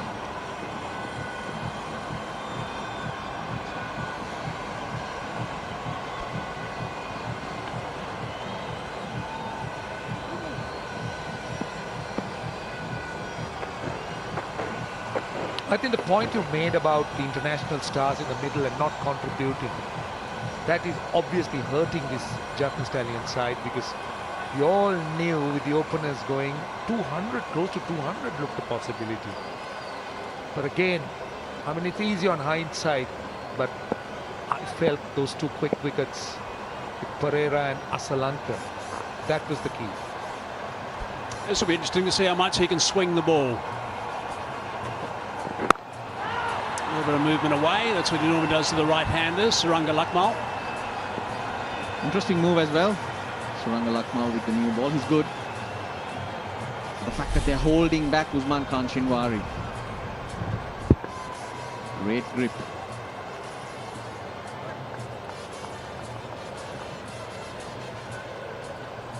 Steve Buckner style. Lyndon Hannibal's.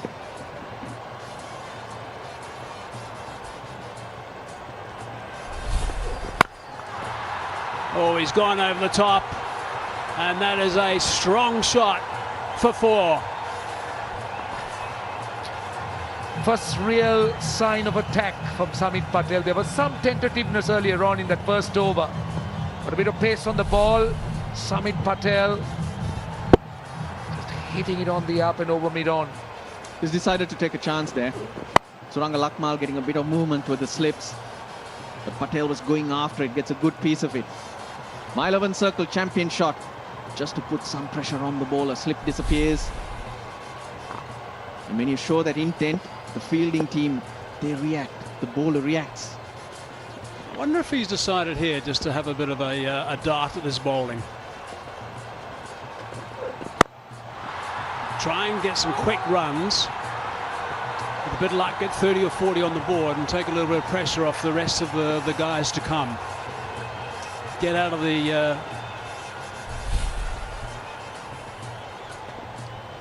the blocks very quickly. As again a look at the Hawkeye ball tracking.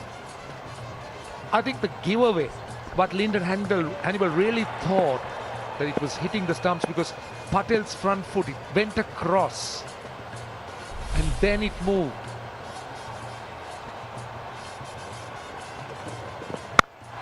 Oh, he's chased that one and he's hit it beautifully. That's one bounce and that's gone for 4. There's no margin for error when Samit Patel's in this sort of mind. But one thing they'll have to be careful is that they can't afford to lose wickets and get pressure brought on themselves, because don't forget that the Jaffna Stallions have Vanidu Hasaranga to bowl in the middle overs and he can be deadly. On the other hand, the decision could be make the fielding restrictions count, make the hard ball count. That could be a line of thinking. So you need to make that move.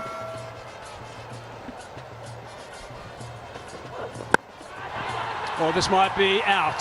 Down to third man, and it is out. Thick outside edge, so that's a big wicket. Suranga Lakmal, he enjoyed that. Watch Samit Patel as he went past him. That is an early wicket, and it's a big wicket. That was obviously the plan, but they were also carrying that risk. And Samit Patel paying the price for that. Yep, risk reward. Shoaib Malik hangs on to it. The wicket they needed. Suranga Lakmal going back to a good length, which is usually his test match length. And he picks up Samit Patel.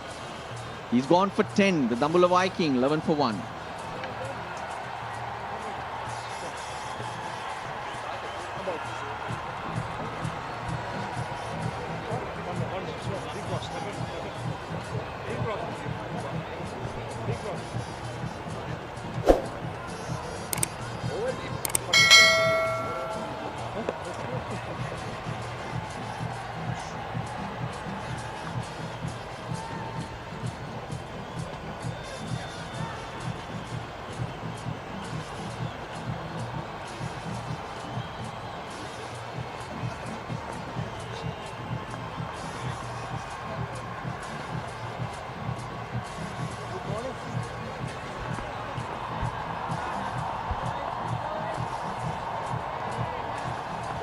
Patel's plan didn't work. He's gone for 10. Angelo Pereira is someone who's played a couple of very handy roles coming in at number 3. There's one at the bottom, 74 not out against Colombo not so long ago. He's been the find for the Dambulla Viking. Brought into the team late, they batted him down the order, but then promoted him to number 3, and that's changed the outlook of this Dambulla Viking batting lineup.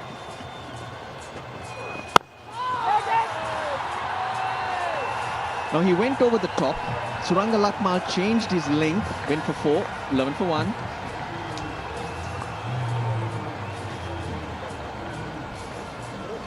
But Lakmal reacted by going back to a good length. The length that works for him, that's what got him the wicket. And Samit Patel, by swinging at the ball, was trying to get him off that length.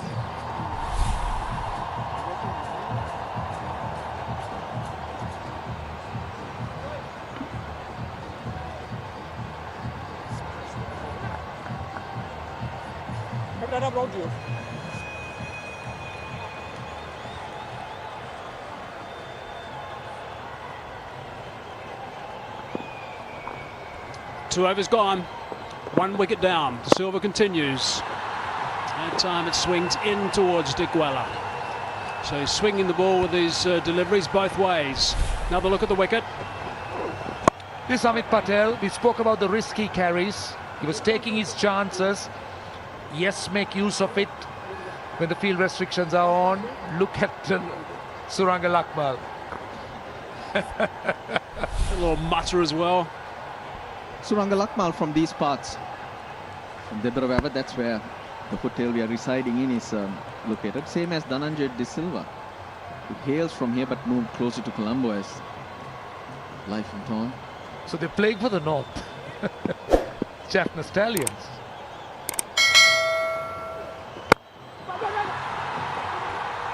Slight misfield from the skipper.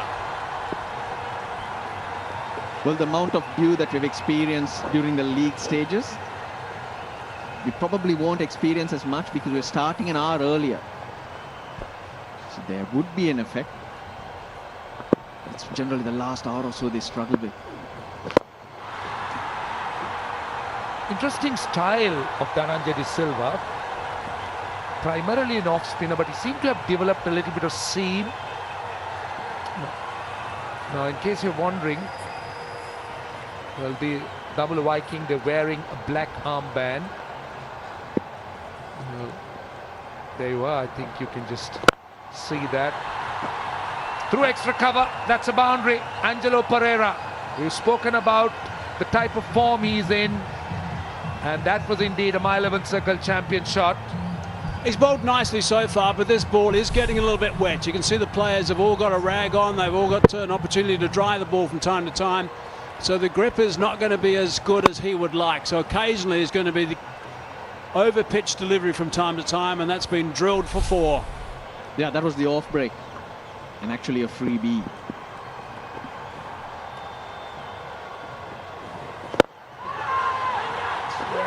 And another wicket.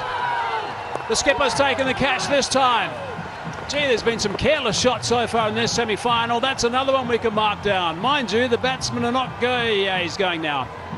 Oh, he's just disappointed because that was tossed up, but clever from Dhananjay De Silva. Unlike the previous one, this was a little slower. That dropped on the batsman, and Angelo Pereira looking to go offside. Tisera Pereira hangs on to it. That's 2 down. Look at Dhananjay. So Angelo Pereira goes. The contest is really tough out there. Pereira goes for 5. It's 18 for 2, Dambulla Viking. Not a great start for them.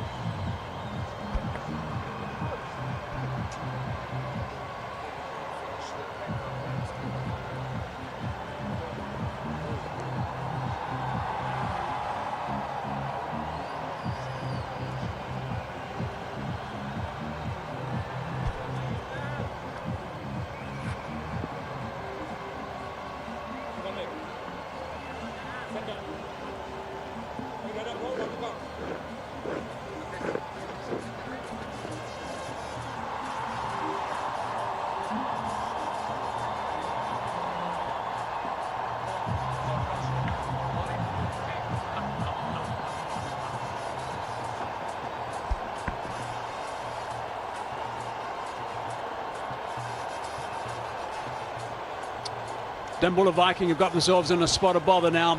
18 for 2. They got the 2 left-handers in now. Upul Taranga, he's coming at 4.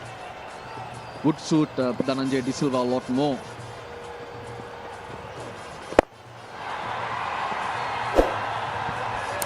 Single to finish the over.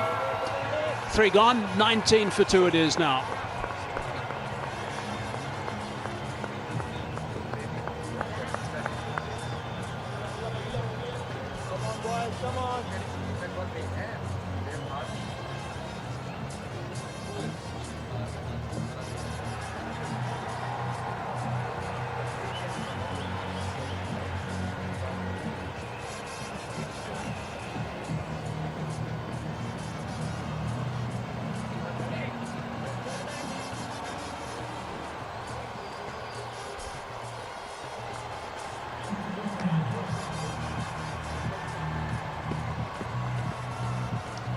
Key players in yellow, Dickwella and Taranga. They're very experienced, both of them. Then Shanaka's the 3rd highest scorer in the tournament so far. So they're the 3 key wickets that the Stallions will be looking to chase down. 19 for 2. Viking cannot do anything silly from here. Oh, there's a spider web. Oh, no, it's not. He did spin a web today. Bowled beautifully. That wicket of Shoaib Malik. Outstanding bowling. Got to give credit to him because it was flight, it was slow, the ball turned. In T20 cricket, you've got to be brave to do that. Lakmal again. A bit of extra bounce. He's down to the third man region. Dwan Olafir doing the fielding down there. He's picked up some wickets as well in this tournament. Angelo Pereira was there, but the ball was slightly shorter. Dhananjay Disla getting into dip. And that's where Angelo Pereira mishit that one. You mentioned the batting, Rasun Shanak, and then the big hitters in Anwar Ali. We saw what Samula Shinwari can do. Ramesh Mendis can also play shots. But their main batsmen need to get them closer. That's where this partnership and Dasun Shanak are crucial. Quite so, I think, because they lost these 2 quick wickets, and that's a little bit too early in the piece. That's over the top, and that's gone away for a boundary. That's risky. Lakmal can't believe it. As you said yesterday, Dikwela plays just like Dikwela. Short third man in, just over him. Oh, nicely put, Roshan. I'm just following you, Russell. You're a good role model to follow. Third man in the circle. Too much weight on offer though. Suranga Lakmal. I think looking for swing, he didn't get it. He was looking to get it back into the left-hander. Deep square leg, deep fine leg in the deep. So he's got to bowl tighter. Oh yes, Roshan, deep square leg needs to be in the deep. That's beautifully played, that really is. Bit of extra bounce on that. There's a nice little challenge going on here between Dikwela and Lakmal. Obviously they know each other very well. Normally it's Lakmal who's trying to hit the gloves of Dikwela. There was a bit when he's keeping, that is. Sorry, there was a bit of a chuckle the previous time, Suranga Lakmal, when Dikwela got it down to third man. But this time, there was no chuckle at all. You don't chuckle at that. You just stand and admire. But that was a quality shot. Not a lot of weight. But Dikwela standing tall, just punches it just at the right time to get that gap. These type of shots really do push the batsman and his confidence levels to a different height.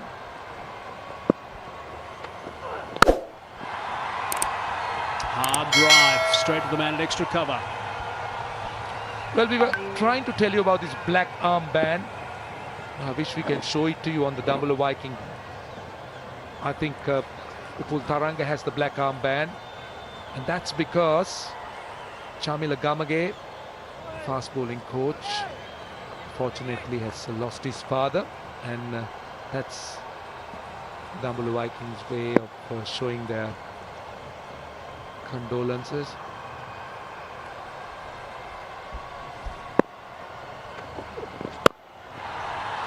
Over the top. That is the third boundary in this over. That one was right out of the screws. Dikwela is taking his chances. He's looking to take the bowlers on. That was just back of a length, and he went hard and went over mid-off. But very good shots. Really good.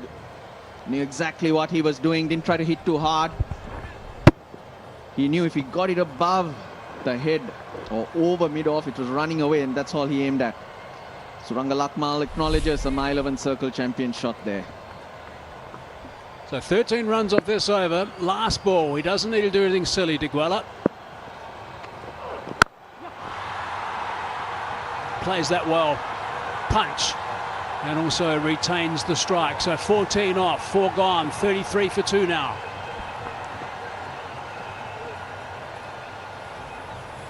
They're back on track in terms of the run rate, and this partnership gathering steam. 15 off 7. So the wickets are long gone. They're forgotten. And the momentum back with the Dambulla Viking batters.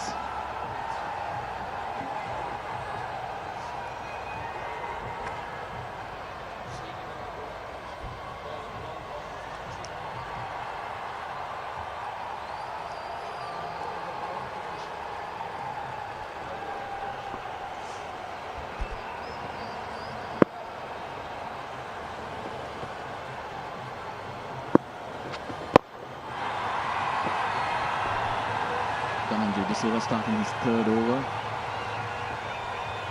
No risks taken. Bucala, of course, likes that extra pace. He probably know that he's got to bat deep. Interesting to see where the Jaffna Stallion bowlers would look to bowl to Upul Tharanga. We know his obvious strengths, which is on the off stump, driving through extra cover width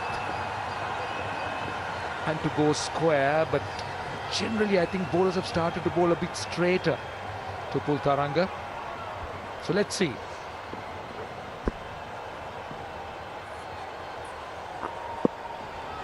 Looks like it's much better now.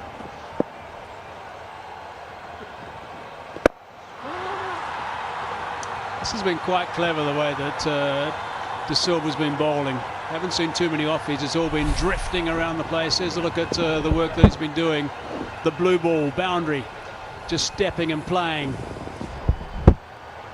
And not getting quite to that one, and just hitting that one straight at the skipper. And Tassara takes a good catch.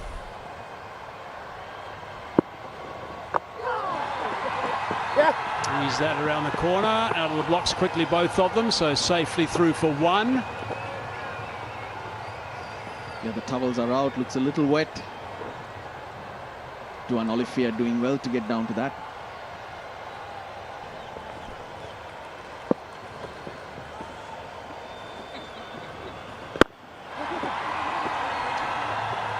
Might try and come back for the second.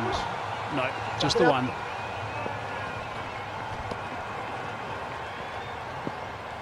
Avishka Fernando.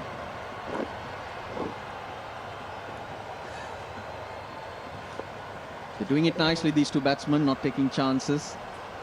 Take it a little deeper.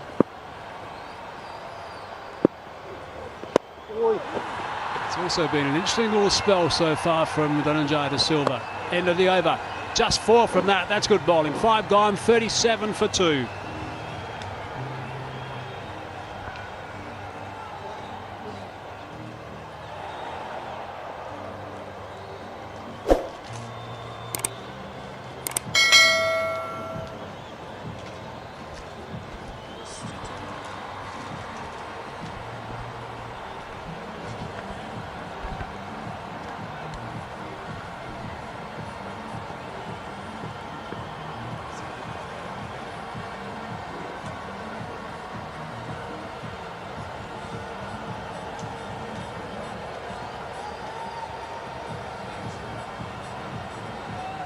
Five gone, 37 for 2.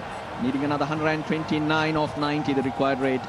8.6 to book a final to play against the Galle Gladiators, who had a fantastic win yesterday. Usman Khan Shinwari for the first time today. Held back by Thisara Perera, his main weapon in terms of wicket-taking ability. Change up here as well, Darren Ganga, and here's Amir Sohail. Well, this contest is hotting up, that's for sure. Well, this game certainly has wings. It's closely contested, yes. Jaffna Stallions were not able to put a decent total on the board, but they got the bowling to trance the opposition. So far, managed to pick up 2 wickets.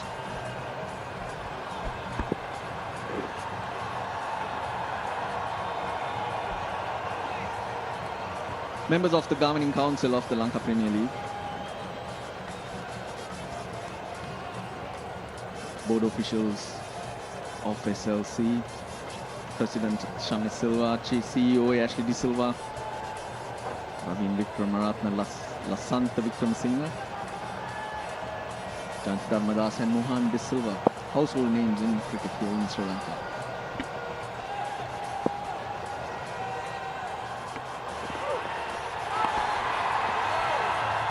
Afternoon, Russell. Afternoon, Amir Sohail. Game nicely poised. I like what I see from Niroshan Dikwela. His batting yet again coming to the fore. 18 off 11. Looks in control of the innings. And he scored 241 runs before this innings. And just take a look at the pitch map and where he scored his runs, his boundaries coming off deliveries from that good length.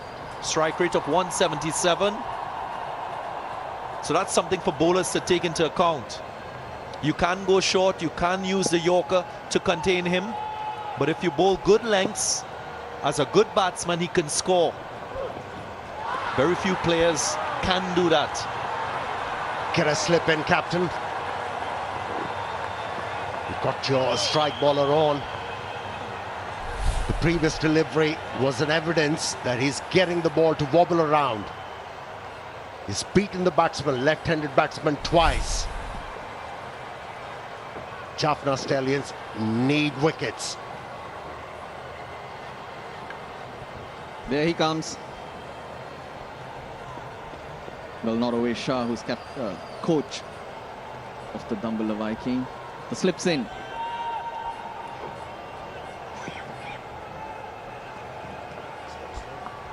Slip in place now for Upal Taranga, who is not as fluent as Dikwela.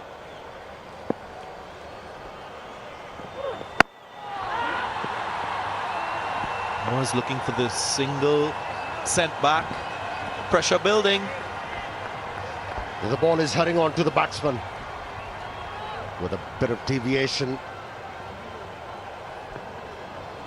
Having the batsman of Dikwela's caliber go defensive. He's watchful. I'm sure the plan is to contain, to build pressure, and eventually it will lead to wickets.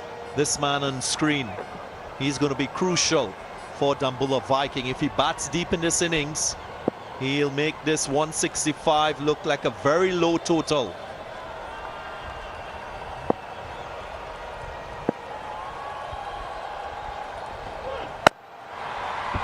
Cut away, had length, had width, gave himself a little more room, Upal Taranga, and executed a My 11 circle champion shot. Their frustration was creeping in. And Upal Taranga decided, have to do something about Shinwari's good bowling. Stepped out, moved away from the stumps, and produced a good boundary. Yeah, strong square of the wicket. Shinwari has been bowling that line. All four balls from a good line, going past the outside edge. Hence a little predictable, and that's why Upal Taranga opted for that option. Last ball of the power play. Slips disappeared.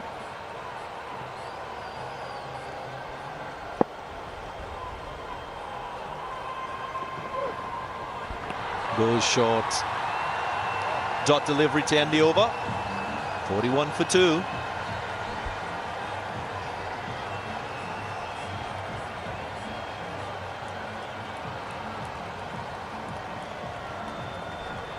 Jaffna Stallions got to 50 without loss. Dambulla Viking losing 2 wickets, 2 important wickets in the power play overs. They need this partnership to blossom. 23 from 19 so far.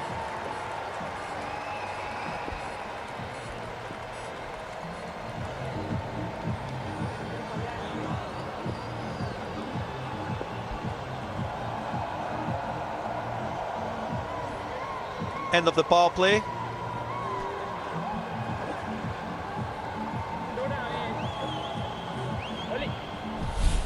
Last over, this was a boundary. Fetched by Upal Taranga, just going square, using the pace, taking some pressure off himself. Just 8 runs from 11 deliveries. Taranga, he has to support Dikwela in this partnership. Uppishly through the offside. And that's the favoured area. Yeah, with the field spread now. But Dhananjay De Silva starting his 4th, so trying to get these overs through. 2 left-handers. After that, there's a series of right-handers to follow. So Thisara Perera will hold back one into Hasaranga. There's a lot of work going on the ball. Seems like there's quite a bit of dew out there. Use of the feet again. Got it. Likes to stand beside the ball, these two left-handers. So to your point, Russell, about holding back Hasaranga, I really think that Tissara Pereira should introduce him, get the leg spinner to turn the ball into the left-handers. We saw Taranga face one delivery to Case Ahmed. Dhananjay De Silva just got no clue where the stumps are. He just can't take those bails off. If you think about the Galle Gladiators game, where Danushka Gunatilaka was in the center of the wicket, and Dhananjay De Silva couldn't break the stumps. He missed the stumps. A skill probably Mickey Arthur might need to talk to him and teach him to take the bails off.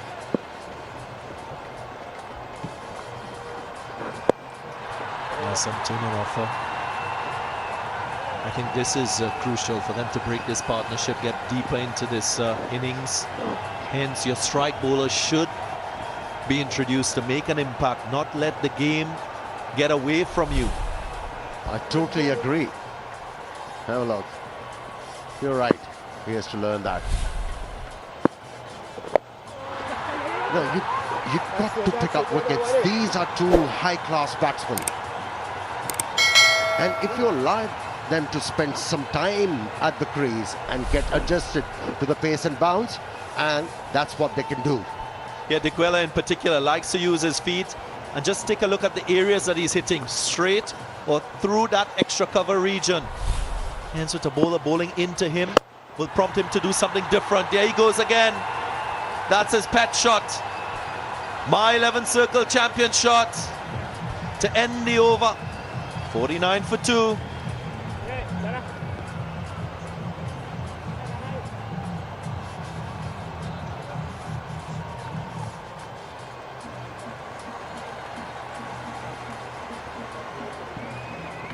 Batting to come. Dasun Chanaka is the key. He's been leading this team from the front. Healthy strike rate. Ramesh Mendes, Shamila Sinwari won a match for the Dambulla Viking. A match-winning 40-odd in not many balls. And then there's Anwar Ali also, who can use the long handle. Ramesh Mendes too, useful. Ramesh Mendes, Shamila Sinwari won a match for the Dambulla Viking. A match-winning 40-odd in not many balls. And then there's Anwar Ali also, who can use the long handle. Ramesh Mendes too, useful.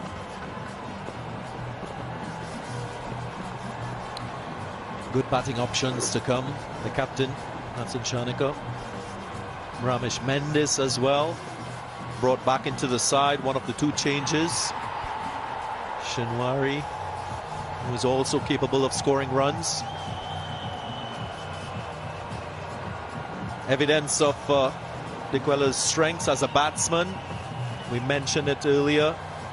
Scoring runs through the offside, hitting straight down the ground. Something that Tissara Pereira should be familiar with.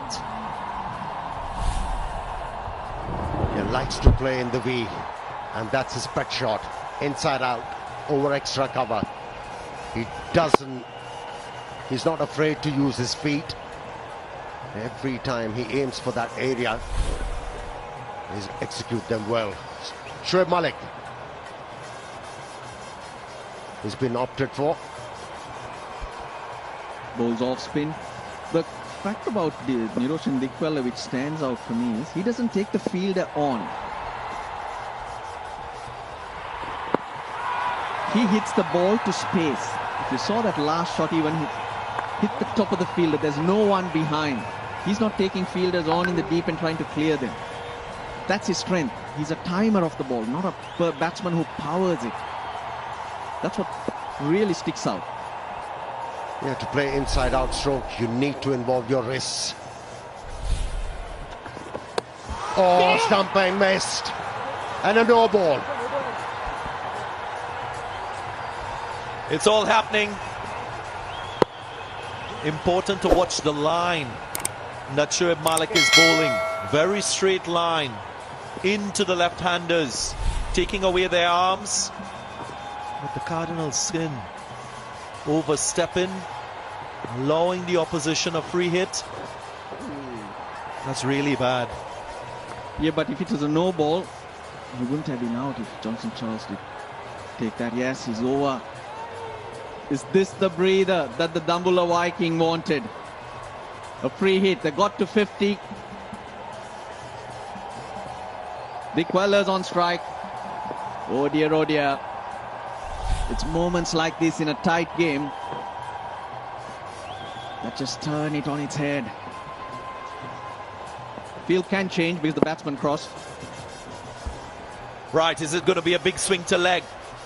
Shoaib Malik goes and produces an excellent delivery right in the block hole.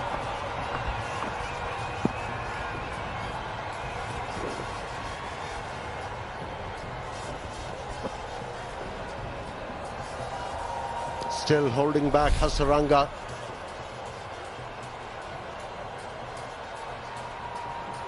Shoaib Malik created a chance, but unfortunately for them, it was a no ball, and it wasn't. In the air.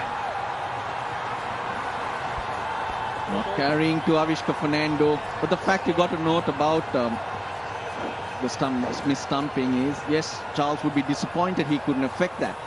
But you can't be stumped off a no ball though. Okay, correction, you can be, but you won't be out.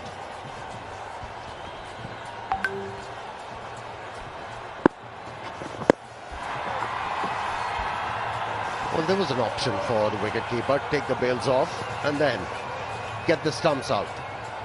Run out. Nurushan Dikwela should be on your My 11 Circle fantasy team. He's been very prolific for Dambulla Viking. Get into www.my11circle.com. Download the app, pick your team, be a winner, play with champions.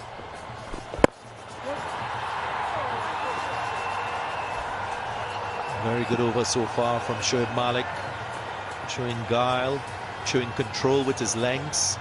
Knows exactly what he has to do to contain the left-handers.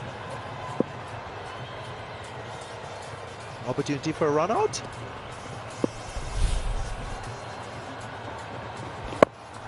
Little more flight. Just checked his shot in the gap. Gets a very good result. A boundary, My 11 Circle champion shot. Yeah, eased into that stroke. Saw the flight. Just hit the ball into the gap and picked. Easy boundary, 58 for 2. That's spoiled an over. He's tossed it up.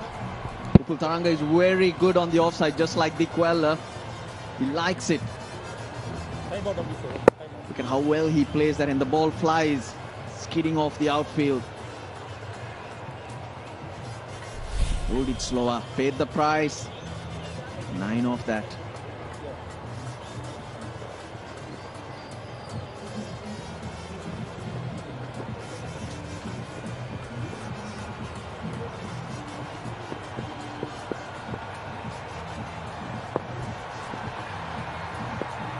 Where is Hasaranga? I'm sure many of you Jaffna Stallions fans will be asking for the prolific right-hand left-handers. Charita Salanka.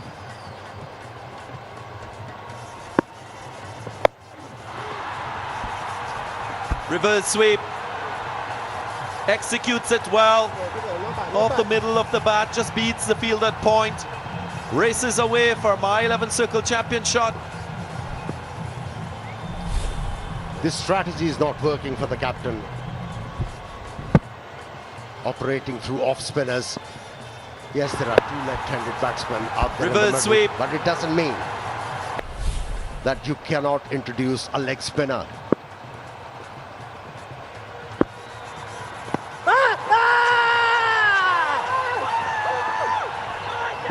He's got him, given by umpire Lyndon Hannibals. Dikwella walks because he's getting some support from Upul Taranga. He should ask for it because he had a good stride in.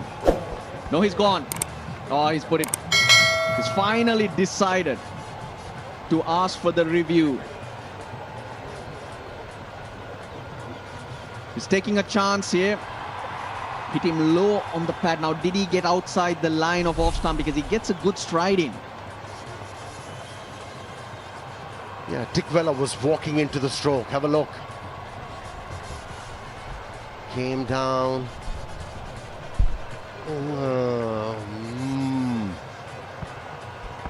Hawk has a big part to play here because there was no inside edge. That's why Dickwella was walking. But he's continuing to walk. He's given up, really.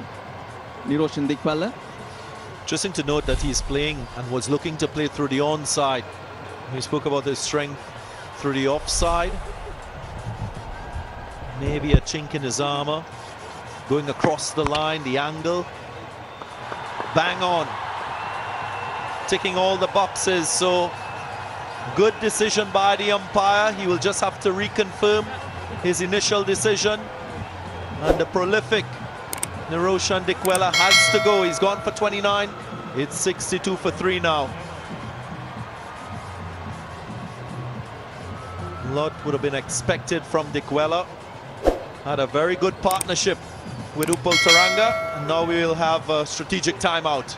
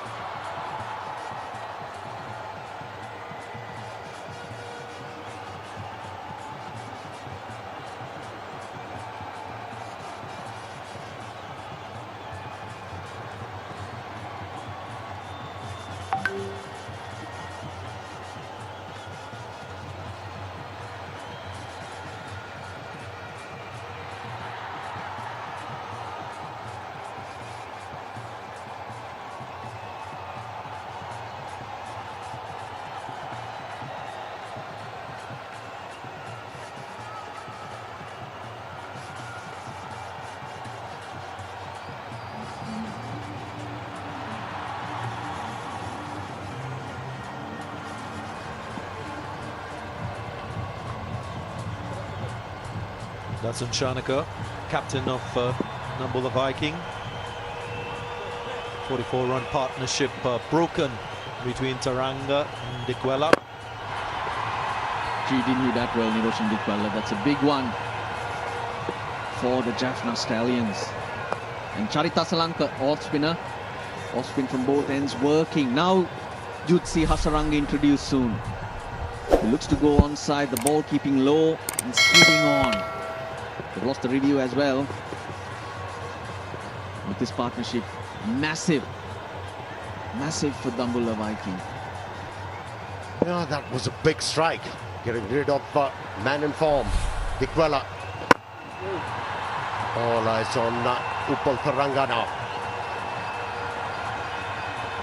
How he handles the pressure. Dasun Shanika leading run scorer for the Dambulla Viking. Before this innings, 273 runs, 2 half centuries. Played some useful knocks earlier in the league stage. Had good partnership with Samit Patel when he batted in the middle. Now Patel obviously opening the batting with Dikwela. Pressure situation.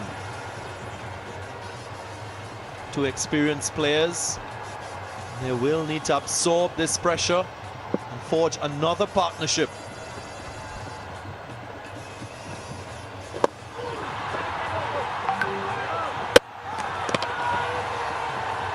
I don't think anything will come out of that one.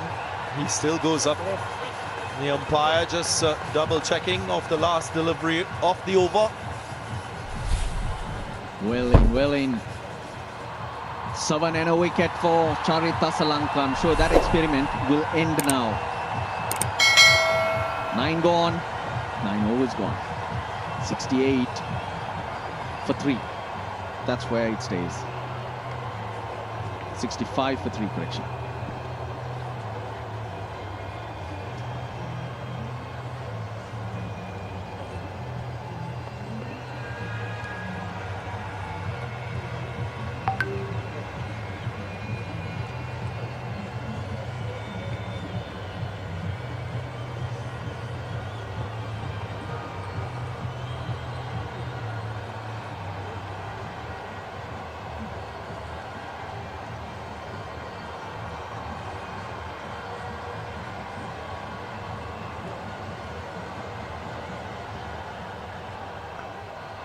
Jaffna Stallions batting first, got to 165 for 9 on the backdrop of a Johnson Charles half century, 76 from 56 in the run chase. Dambulla Viking 65 for 3. Just lost the informed Niroshan Dikwela. He was dismissed for 29. Duan Olivier, been expensive, but he picks up wickets. So he gives another option for Thisara Pereira in the style he bowls up against a very good striker in Dasun Shanaka. Great strike rate and confidence oozing.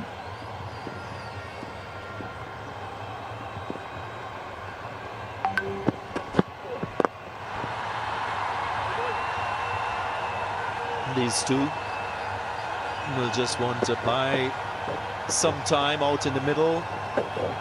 In particular, Captain Shanaka would just like to assess the conditions, get himself set. As we've seen from him, he's a natural boundary hitter. Required rate manageable as yet. 9.38, you back yourself. But you want to get to about the 15th over and not let that rate get too high. Maybe 11, 12. Well, these are the batting options Dambulla Viking has. After the pair out there in the middle. And this pace might help Opal Taranga's cause. He likes to time the ball, square up the wicket. And Olivier is providing that. He's bending his back, he's getting the ball to zip through. He'll be in a lot earlier, probably even next. Samuel Ashinwari is the other striker, the overseas player from Afghanistan, captain. Strike rate 143, he's got a 50, a best of 65. He was brilliant in the field today. Picked up a wicket and I think he took about 3 catches. The most important one, the crucial one of Charles, a diving catch at mid-off.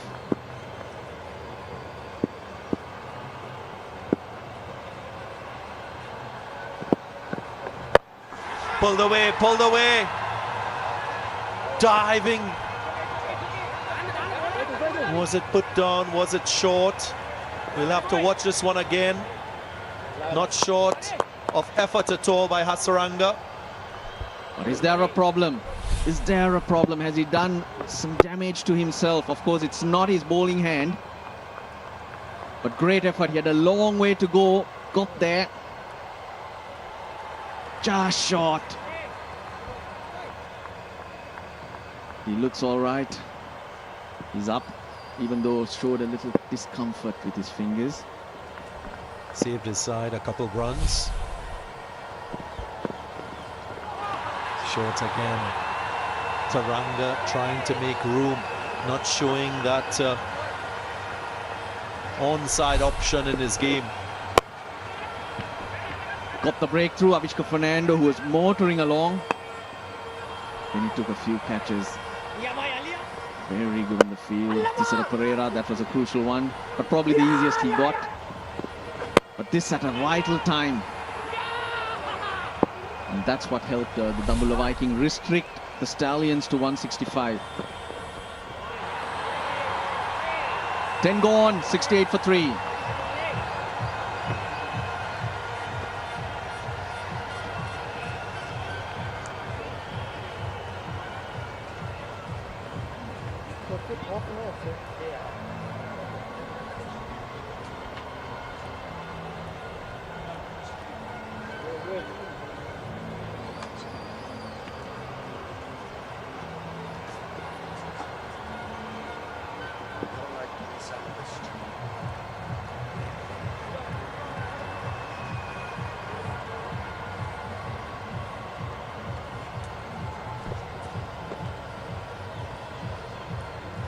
Halfway mark, there's a look at the mile 11 circle, MVP of the tournament. Gunatelika, top of the pops there, number 1. Captain of the Dambulla Viking in the middle at the moment at number 2. Hasaranga has just been introduced into the attack as well, so he's at number 3. The main players are in the game right now. 98 required from 60 balls. Same stage, by the way. The Stallions were 84 for 1, so they were ahead of the game. Hasaranga is a game breaker. This is the moment, as far as I'm concerned. This spell will determine the result of this game, because he's got 4 overs left. He's just coming on to bowl. 97 of 59, and well, no surprises there. And we've also spoken about, we've shown you the batting left in the Dambulla Viking side. Now this would be kind of classed as the last of the recognized pair of batsmen, and then it's the all-rounders. So this is why I think is... Oh, could be trouble, could be trouble. I'll tell you, it's a direct hit. Dasun Shanaka must be in some sort of trouble. Direct hits are dangerous. The lights have lit and they are celebrating in the middle. They are happy, smiles all over the Stallions right now. This is the big wicket they wanted. Yep. There it is, the zing bells have lit up. It's a huge wicket. Start walking, captain. There wasn't a run. Poor judgment. And has cost them big. He's out.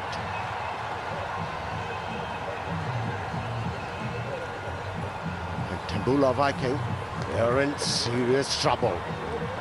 Captain walking back after scoring only 5. 69 for 4.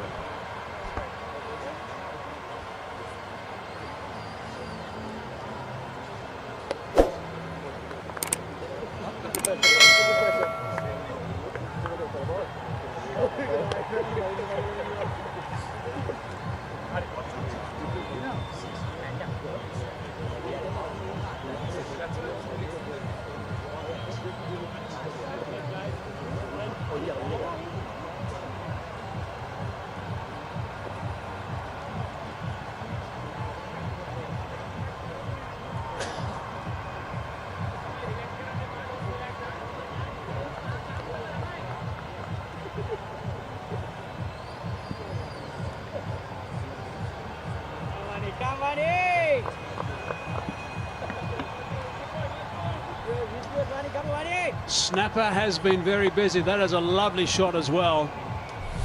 Here's another look at the wicket. Outside edge and the direct hit again. Outstanding stuff. It is a real cluster now. 69 for 4. Look at that snap. Picture perfect. Not for the bowler. Viking. They have made this task, an arduous one.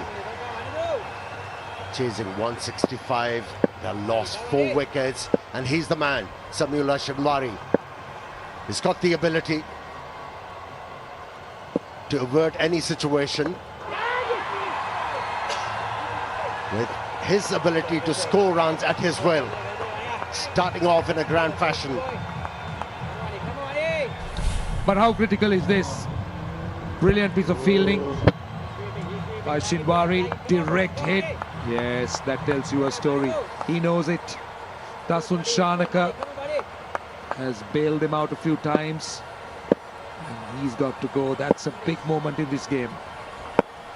Third highest run score in the tournament goes back. Goes back for only 5. He's taking his chances against a leg spinner. He's not going to hang about.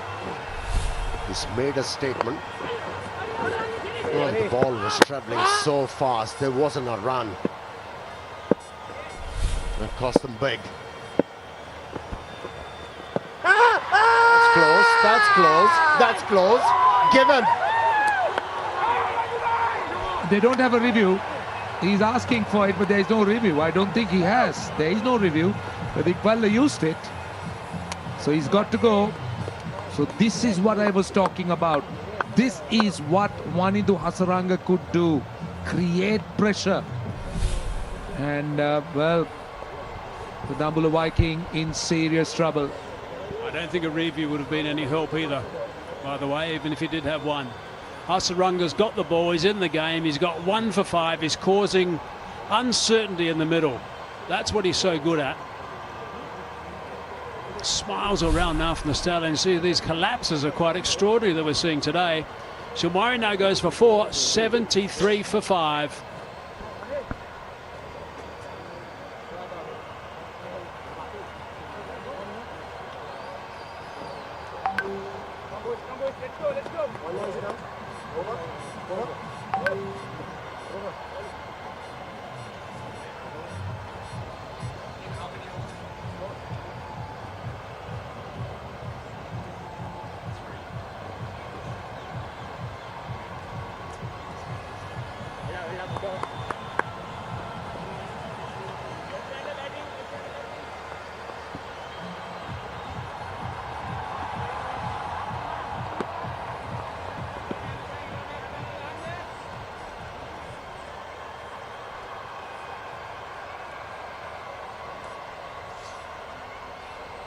Dambulla's problem have been compounded by the fact that they've lost 3 wickets for 11 runs in the last 3 overs. Anwar Ali is a new batsman. Tharanga and Anwar Ali. Wanindu Hasaranga.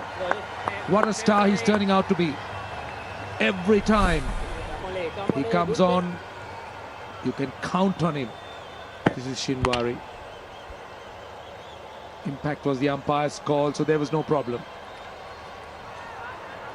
He's a leg spinner himself, Shinwari. Didn't pick up the googly, played the wrong line. But trapped right in front. Easy decision for the umpire. And making an impact in his first over, Hasaranga. He's been a star, absolute star in this Lanka Premier League. Dwight Olafere is just about the perfect bowler to be in operation now. There's a look of distraught feelings from the skipper. Shanaka on the sidelines. Can't believe what's going on at the moment after them going so well earlier with all those wickets they picked up at the end, those 8 wickets for 50 odd, and now they're tumbling. Strike rate of 143, average isn't much. He's got to stick around and provide support. That's what he's got to do. Dwight Olafere is just about the perfect guy right now because he's not going to give the right length for them to play any drives from. He's not bowling with any great pace, but they can expect a lot of deliveries around about there. The bounce he's extracting, becoming troublesome for the batsman.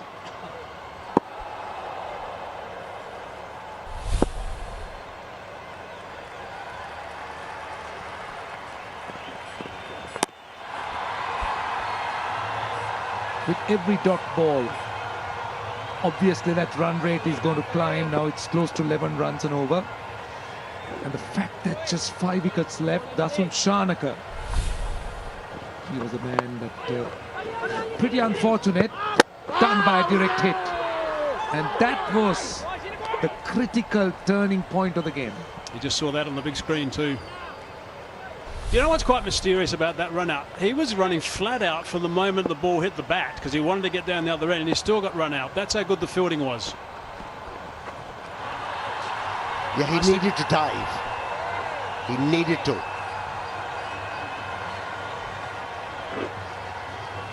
You know, if you're taking on the fielder in the circle, when you are looking to steal a run, as a batsman, you should have option.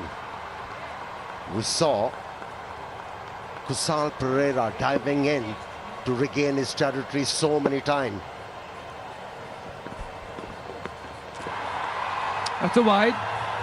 They'll have to re-bowl that.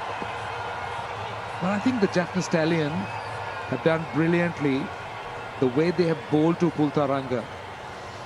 They bowled straight at him and just tried. They have made him try and manufacture shots. Even 2 balls ago, he was trying to play back away and cut it or ramp it. He was not successful. They want a dot ball here. That's what they want to do. They want to have potentially 6 balls at Omar Ali. That's why the short ball came the ball before. Nope, single. So he's going to retain the strike. For Taranga. In the end, it's 4 runs off that. 77 for 5.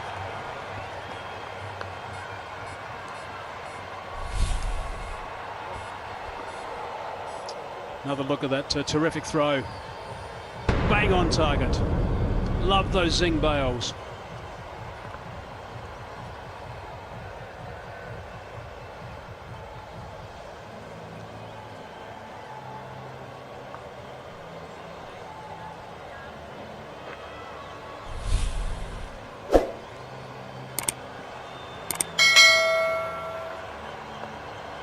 More pressure, boys. More pressure, boys.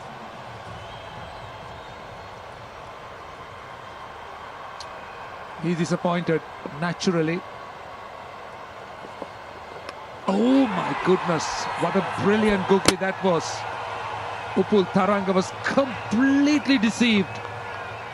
Very, very lucky that it found the outside edge. He was shaping to employ that reverse sweep initially, then realized the length is not there. Definitely.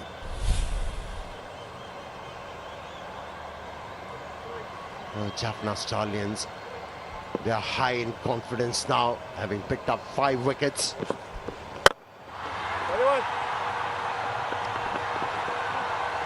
Finally, a batsman managed to hit the ball into the gap.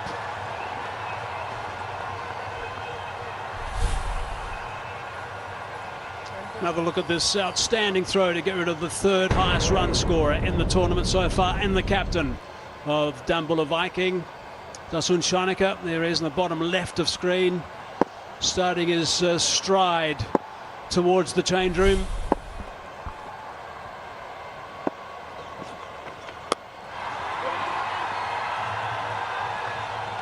Hasaranga just making sure that these batsmen just don't get away with anything big. At best, they've just been getting singles. It's been some time since a boundary was scored by the Viking batsman. What a champion bowler he's turning out to be. So much of variety. Leg spin and googly beautifully concealed. He's baffled almost every batsman he bowled to. He's been relying on googlies tonight. Hasaranga hasn't bowled too many leg spinners.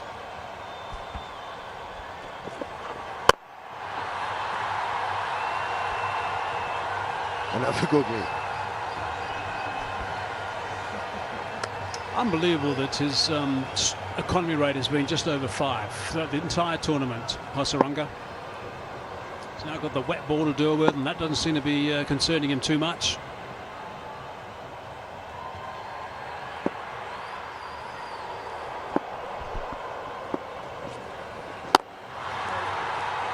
Just a single, just 4 runs off that over. Now the asking rate is 12. 85 or 42. 81 for 5.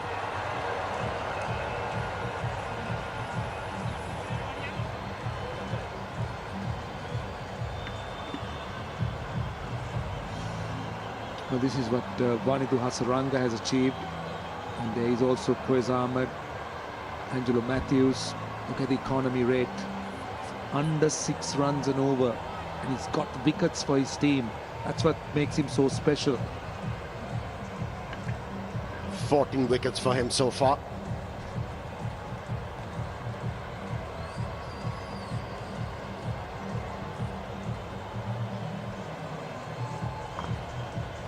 That's extraordinary stuff from Hasaranga. He's got 14 wickets, an economy rate of 5.5 throughout the tournament.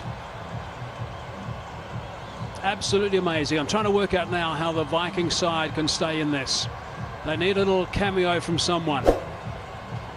Taranga's got to stick around. He's got to be there right at the death. Let's have a look what's happened with the Cycle Pure Fair Play Award. Gul Gladiators at number 1 with 770 points. Who's down the bottom? That's always of interest to me. Who hasn't behaved? Candy Tuskers at 590. Jaffna Stallions. Well, they've been in the bad books. 695. Yeah, Upal Tharanga is batting on 21 from 31 deliveries. It tells you how accurate the bowling has been and how those bowling options has been used by the captain. Usman Chanwari now in the air, 1 bounce. Anwar Ali will have to play a few shots. But yes, you spoke about Upal Tharanga's strike rate. It's under 70 for someone with so much of experience. It's about time that they now start to express themselves. I don't think singles alone is going to help the Dambulla Viking. They need a boundary almost every over now. Let's hope there's no more run-outs. We had 14 wickets fall in this match. There's been 5 run-outs. Coach, 5 run-outs. I think what they need at the moment, Dambulla Viking, they need a big over.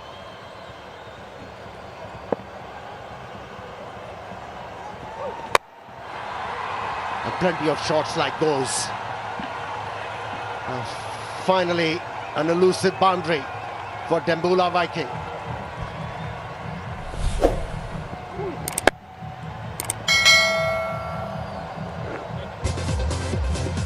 There he is, there's the champion fan. He certainly enjoyed that, the My 11 Circle champion fan. He wants more boundaries, I think. Yep, that's what he's saying, he wants more boundaries. You have to wait for a while to celebrate. That's how good the bowling of the Jaffna Stallions have been.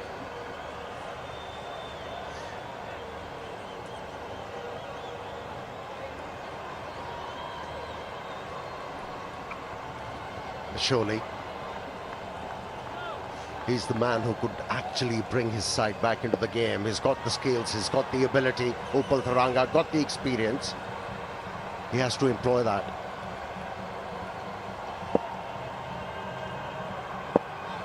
Got the boundary. Yeah, he's looking to make this over big. Took his chances, hit the ball over mid-off for 6. That's his area, that's his go-to area, Upal Tharanga. In fact, that's a boundary. It's a My 11 Circle champion shot. A lot of pace taken off the ball. Don't bowl there to Upal Tharanga. He'll just get after you. You go over mid-off, go through extra cover. He's very strong square of the wicket. I think he might as well go with this. Couple of aggressive shots now. I think he might as well try and get close by himself. 76 of 39. I don't think he's going to have too much more support, to be totally honest. I guess Ali might be able to give him a bit of the opportunity to take the strike, but I think it's going to be the experience of Upal Tharanga who's going to try and take this on. Should be looking for 2 more boundaries in this over. Make this over big. He's going to have to run uphill here.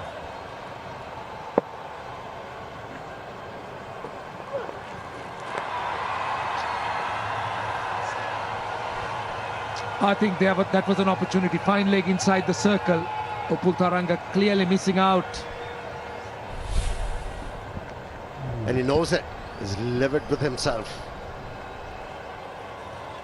A bit of bat on the ball was needed. It's a nice little challenge, this. I've always enjoyed watching Shinwari run in and bowl in this LPL. He gives 100% the whole time. Keeps charging in, he's bustling all the time. His work in the power play throughout this tournament has been absolutely outstanding. So we're outside that now, of course, and now he's just going to try and pick up the wicket or keep Taranga quiet. That's what we're going to do. Either pick up the wicket through a good delivery or dry up the runs. The runs haven't been dried up in this over, so he'll want to finish this over strong. Try and finish with a couple of dot balls so that Amma Ali is on strike. They'll need a good start, good over to kick-start this innings. At the moment, they're struggling. 90 for 5. Straight to the man at mid-wicket. So 2 dot balls. Single, 2 fours, and now 2 dot balls. Now that adds a lot of value as far as the fielding side is concerned. But they can finish very strong now. This is becoming uphill. 12.32 needed per over. Not many batting options left for Dambulla to go all out against these bowlers. Yeah, if you take a look at them, Ramesh Mendis, we've spoken about his batting credentials, but the rest, the more bowlers who could bat, Malinda Pushpakumara and Kasun Rajitha can swing the bat a bit. Lairu Kumar doesn't have that reputation. We're talking about uphill. That's how it looks.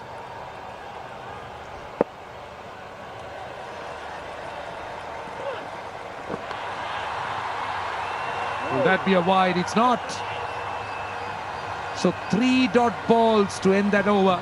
That's a good, strong finish. Should have been a wide too, I think. Anyway, 14 overs gone.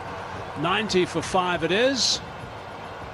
And also time for a strategic timeout.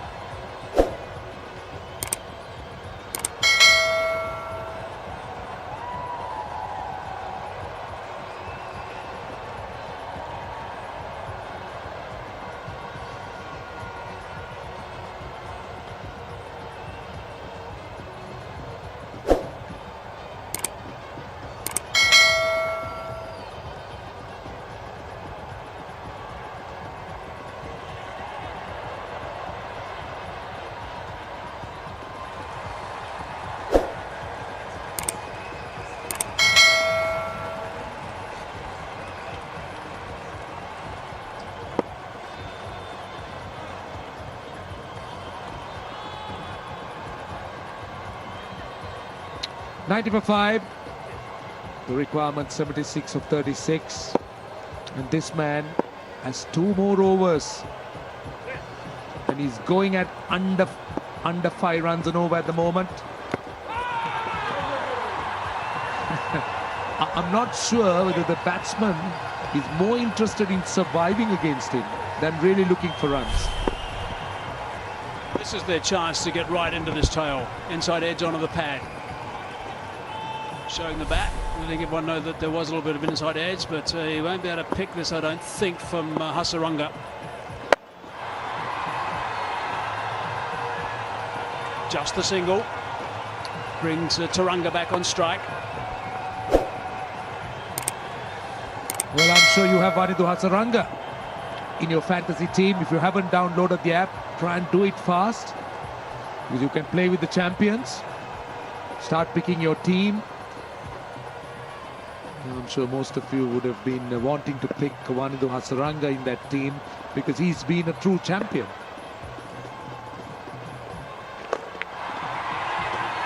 Another single. Will it be a direct hit? It is! It is a direct hit. Shinwari again. Where was Anwar Ali? And the celebrations have started. This is unbelievable stuff from Shinwari. That's another direct hit. He's gone. Amazing stuff. That's run out number 6 we've had for this game now. Direct hits really make a difference.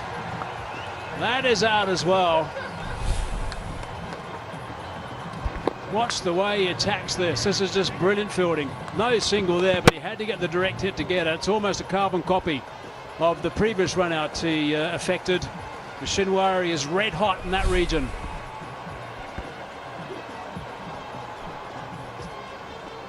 Anwar Ali only scored 5. It's 91 for 6.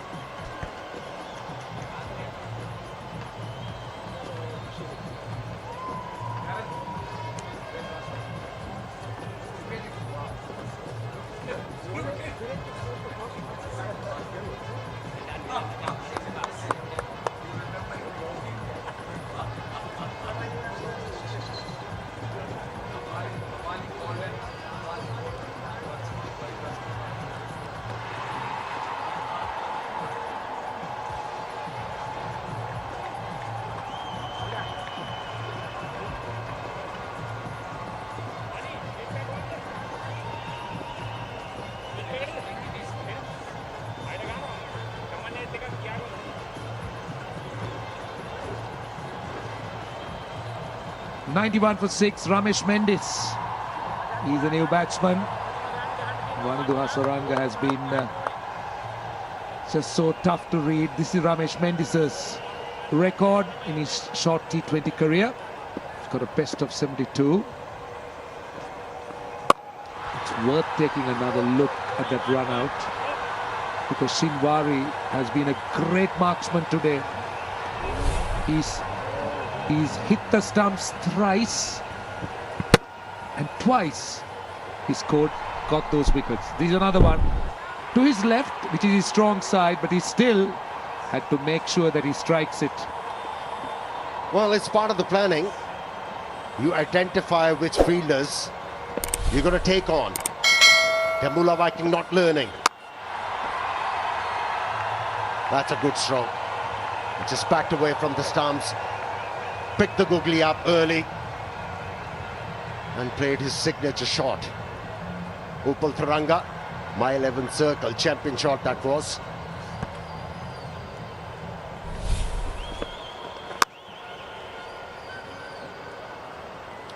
That's that last boundary. Upal Taranga just backing away, giving himself the width he always enjoys.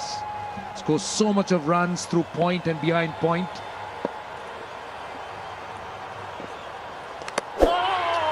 Gone! Vanidhu Hasaranga strikes again. And he's got rid of Upal Taranga, the last of the Dambulla Viking batsmen. And I'm afraid it's going to be a really, really tough climb for the Dambulla Viking. This is the second time he has picked up Upal Taranga in this fashion. And this, my 11th circle, Lanka Premier League, is red hot. Hasaranga. I think there's a lady clearing her throat right now. Here goes for 33, 96 for 7.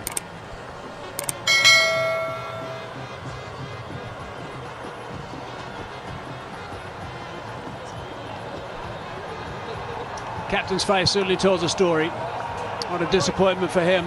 They would have really fancied their chances after the first half of this game.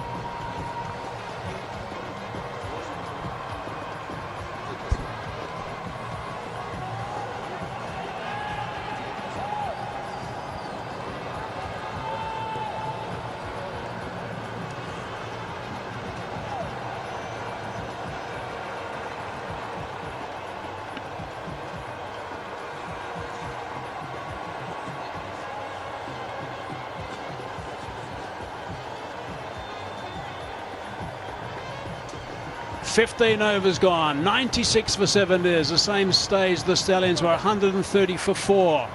Belinda Pushpakamara now has arrived in the middle. You can see by his average that he's not someone who scores big runs. They do not have any batting left really. It's a matter of the bowlers doing a bit of a job. Mendes is there with him and on strike, so a couple of batsmen who have just arrived. But the bowlers are doing a good job. For the Jaffna Stallions. Would have been disappointed at the break, 165, and they could have got a lot more. But they've come back firing. Manindu Hasaranga, wicket number 15 for him. You just can't keep him out of the game. Taranga was their last hope for the Dambulla Viking. Don't only fear with his nagging length. Probably the quickest we've seen him bowl here in this Lanka Premier League too. So he's quietly getting used to the conditions.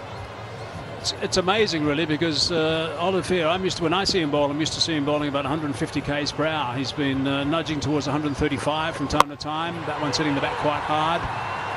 Direct hit will be out, I would have thought. The dive was on, so maybe it would have been okay. Belinda's taking some bark off his elbow. And why not have a shy at the stumps? It's been a day for run-outs, as you mentioned, Hazy. There was good backing up as well. The field in that square leg position coming around. Chaturanga De Silva had one stump to aim at, unlike Shinwari, who had all three. Direct hit would have been another. Would have been number 7 had there been a direct hit.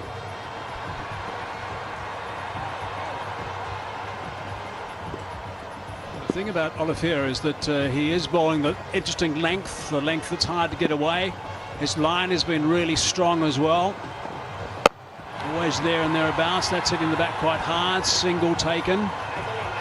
He's not giving anything away. He's not giving boundary balls away. And probably the reason you mentioned, the line. There's not a lot of width. And the pace. Sometimes in slow pitches you think that the fast bowlers won't get much.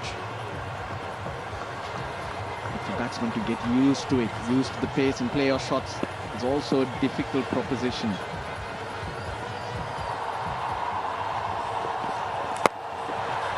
It's gone over the top of the keeper. One bounce and has gone for 4. That's the 100. Very unlucky for Olivier. The first boundary he's conceded, but the Dambulla Viking, they need to have a swing here. Who knows, a few more like that and you get closer. Ramesh Mendes.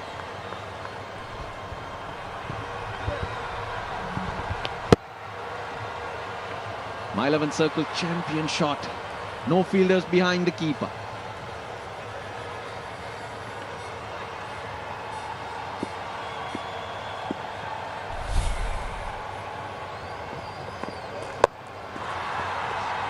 Well, that's away too. That's gone for 4. That's a My 11 circle champion shot. They haven't given up, the Dambulla Viking. Couple of boundaries, 10 off the over.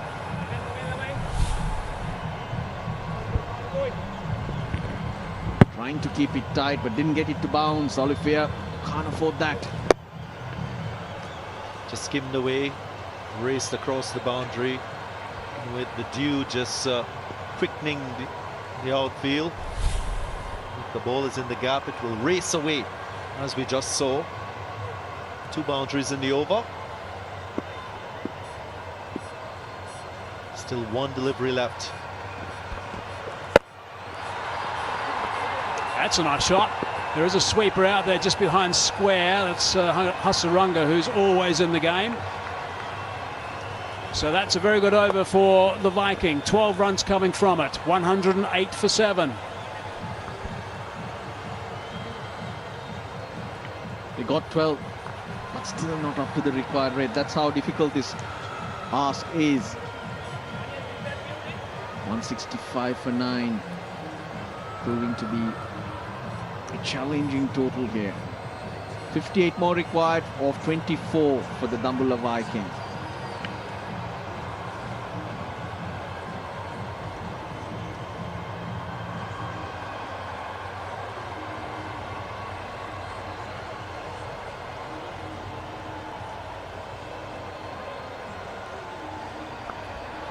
Two things to look at. The bottom line, of course, Dambulla Viking need 58 more from 24 balls. Then you've got to look at how many wickets they've lost. So they've lost 7, only 3 wickets in hand.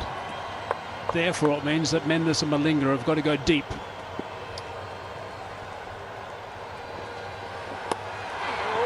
What a catch that is. That went very quickly indeed. Hasaranga again. Not only is he picking up wickets, he's also been bowling when the run-outs have been occurring as well. He is an absolute game breaker. Indeed, as good as it gets for a leg spinner. Was it the googly? Just went on straight, no turn away from the right-hander. Sharp catch as well. But we've spoken about his potency. Not only with him being able to bowl the googly, but to spin the ball away from the right-handers. He's gotten this man. Pushpa Kumara goes for 1. Deep trouble now for Dambulla Viking. 108 for 8.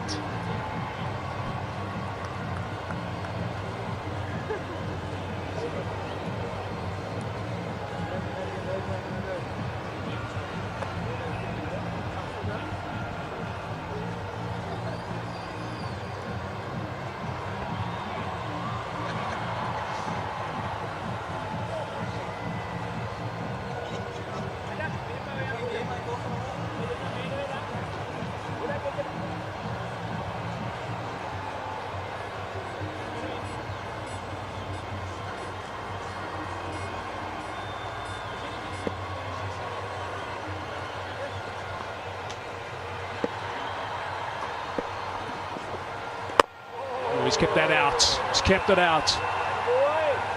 Yeah, was on a hat-trick. He picked up the wicket of the last ball of the previous over. That was Upul Taranga. And then the first ball he picked up Pushpa Kumara. Tried the wrong and he thought he might sneak that through for the hat-trick ball. A little bit quicker that time, trying the same thing. Gee, he's been terrific. How quick it was. And Tisara Pereira, we haven't seen a slip at all. But on this occasion, there was a slip. That was the first ball that he was there. It's a brilliant catch. That went so quickly to Pereira. 2 more deliveries in his spell. 1 into Hasaranga, 3 for 15.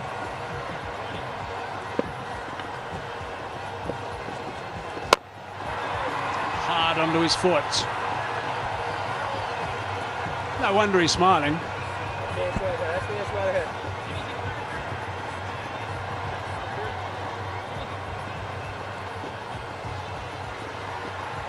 Can he make it a wicket maiden to finish up?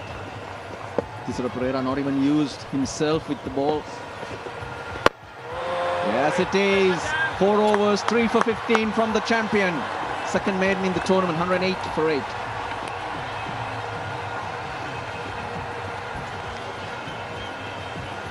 He's been fabulous with the ball yet again. His 3 wickets, Hasaranga. The first was an LBW. And then finding the outside edge of Upul Taranga. The third and final one, outside edge, into the hands of the captain. Pushpa Kumara had to depart. These are his wickets throughout the tournament. Both the leg break and the googly wicket-taking deliveries.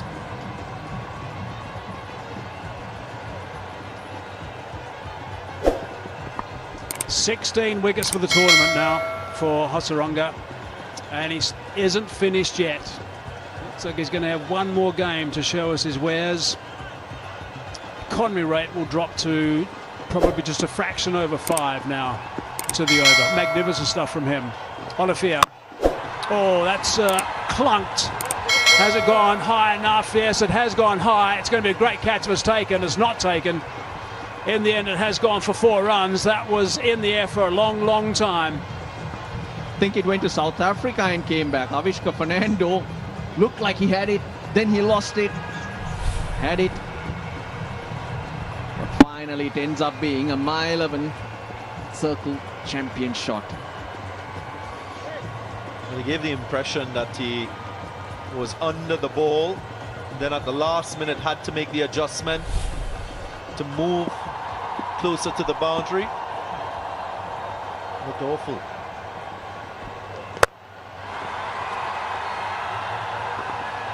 That's run away for a boundary as well. Swinging from the hips now. That's all they're trying to do at this stage. Picking up as many boundaries as they possibly can. 50 required from 16 deliveries. Been impressive with his bowling. That's Ramesh Mendis, his off break. But even with the bat, he's showing that he's got something about him. It's all about attitude, and attitude he has. Just gives me an opportunity now to just thank some of the sponsors that have been involved in the LPL Gold. Check the wide range of products the Gold offers, from colognes, aftershaves to deodorant sprays. Now you can also be bowled with gold.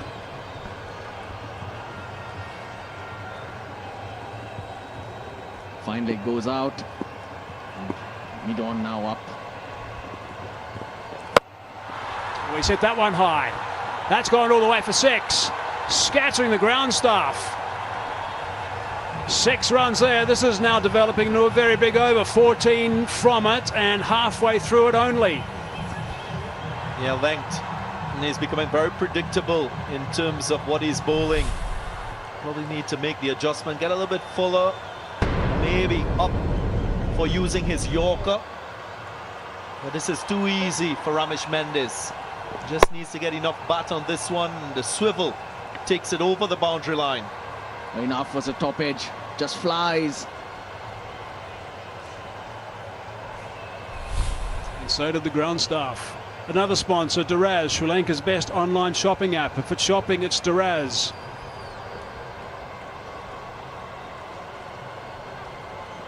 "14 off the 3. His first 2 overs were very good, Don Olivier. But he's come up against Ramesh Mendis, who's really swinging hard. And it's working for him.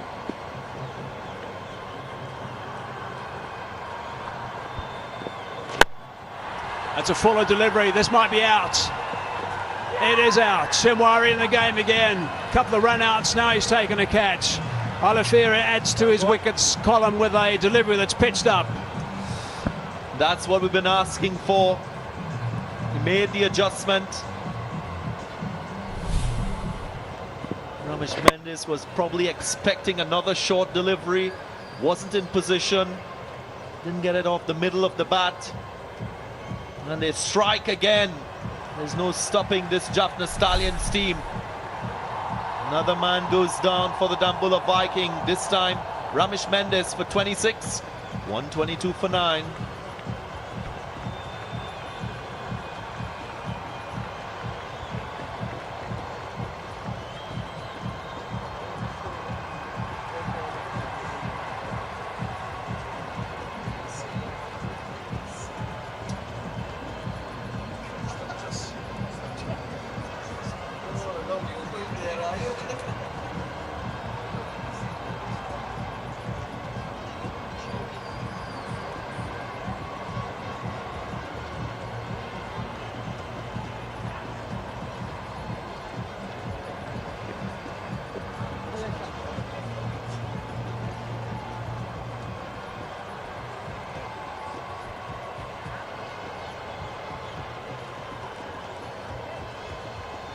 9 wickets down now. 122 for 9 it is. 44 from 14 balls. It's a bridge too far. Mendes is the last to go.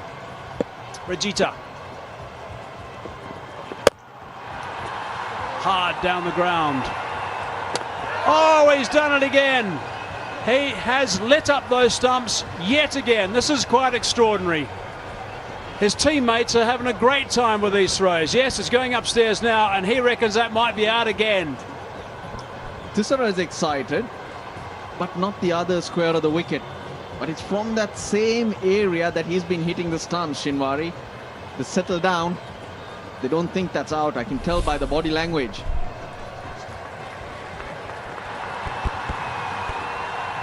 Really good work in the field. Shinwari showing the importance of having an accurate arm. In any form of the game, it's an asset. Jonty Rhodes will be proud of this.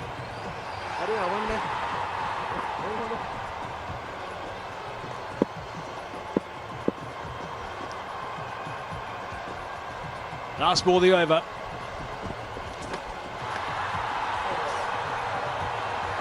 And a wide is called.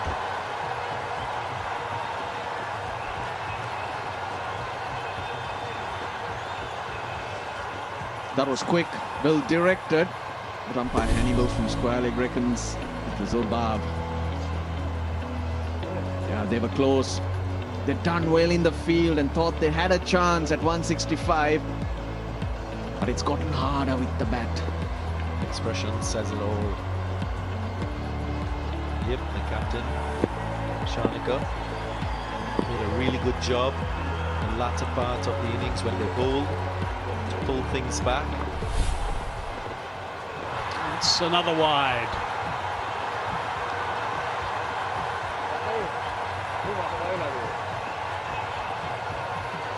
As you look at these faces of some of these players now, they are resigned to this by the looks of things. 111 for 1 they had, the Stallions, and then 165 for 9 when the 20 overs are up. Would have really fancied their chances at the halfway mark, but gee, it's gone pear-shaped for them, that's for sure. No run there. Eventually that's the end of the over. 18 gone, 125 for 9. And you know why they didn't attempt a single? It was Shinwari at mid-on.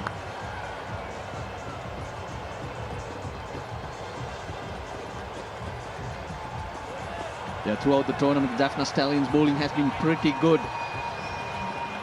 165. They would have made it difficult. But they really have been on song with so many options for various stages for Tissera Pereira. He's brought back Suranga Lakmal to the attack.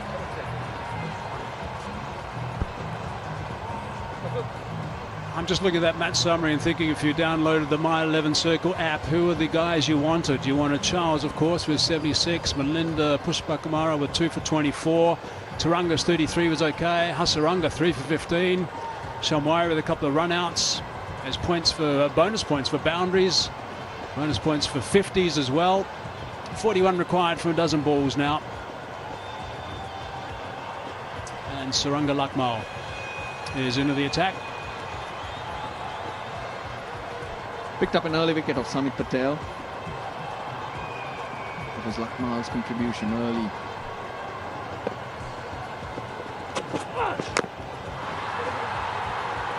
Inside edge, hiding the pad. Just one more sponsor that I'd like to thank, TMI Solution.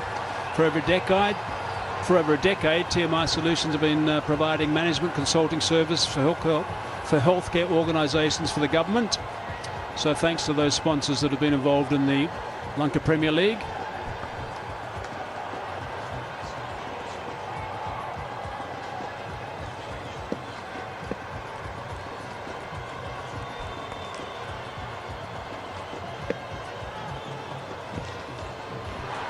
Playing a miss.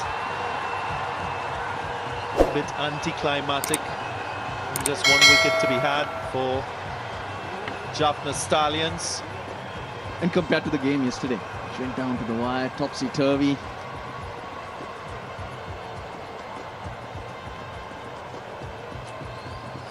The bowled well towards the death, these two, Lairu Kumara and Kasun Rajitha.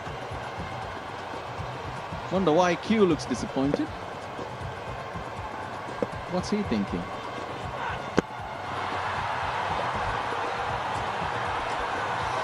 Johnson Charles From the Caribbean. rare blunder, and that mis-stumping of the bowling of Shoaib Malik was a no ball, so it didn't count in the end. Would have played in the same team as him, yeah? Indeed. But he's done well with the bat, I must say. Came good for Jaffna Stallions. They've invested in him. Didn't really score significantly in previous matches. Johnson Charles. On the bounce.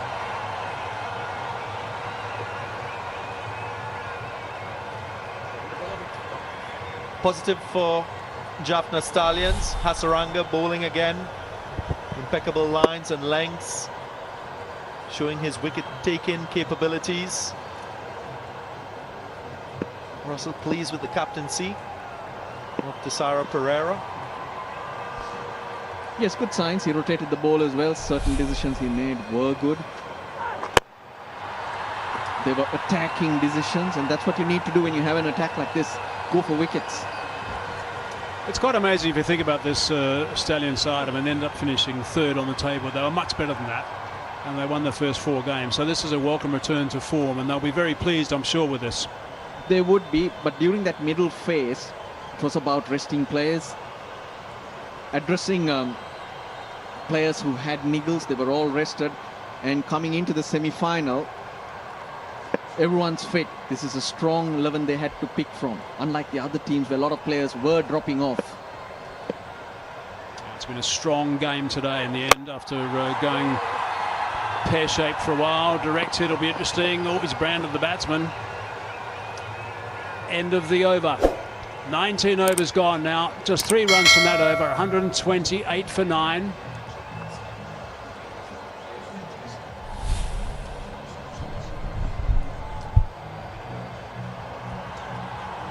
Another chance for a run out, not taken.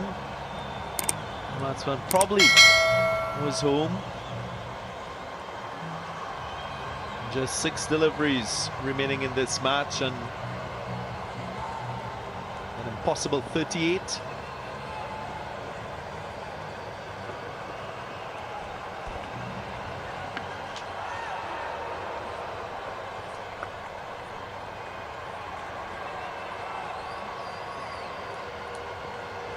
About to start the 20th over now. Chaturanga de Silva. Bowled him. That's it. It's all over. Stallions have done really well. The captain smiling. Everyone's smiling out there in their darker blue outfit, and that might be the reason why they got up today, because they didn't play well in the oxygen blue. But they are through to the final now. Really good performance today from the Jaffna Stallions. They are a very, very good side. We haven't seen the best of them in the last little while, but I think they're back on track now. It's a big win. They win by 37. When you consider the circumstances, 165 on the board. It is a win that will give this team a lot of belief and confidence, and also an understanding of their strengths once more, because it's a long time since they won a game. They'll just reinforce the camaraderie, the togetherness that we've seen from this team, especially in the early phase of this tournament. Team that won 4 games on the trot, then went off the boil, and again now with all the resources available, showing that they're a very good side when they play together in all departments. Their batting might have been a little bit of a letdown in the death overs, but all in all, you'll take 165 to win a T20 match. At the toss, yes, Tisara Pereira losing it. Would have been thinking 165, 170. It was just that the way they were going, they addressed an area which they were weak in, or making mistakes at the top of the order. They got that right today, but their strength, the middle order, really let them down, but not their bowling. not their bowling. I think what you've got to remember also is that the good sides win these sort of games. They got themselves in trouble after a strong start, lost all those wickets, losing 8 for 54 in the end, and they knew they had the battle. They would have had a fairly quiet change room at the half-time mark. They came out and they picked up wickets straight away.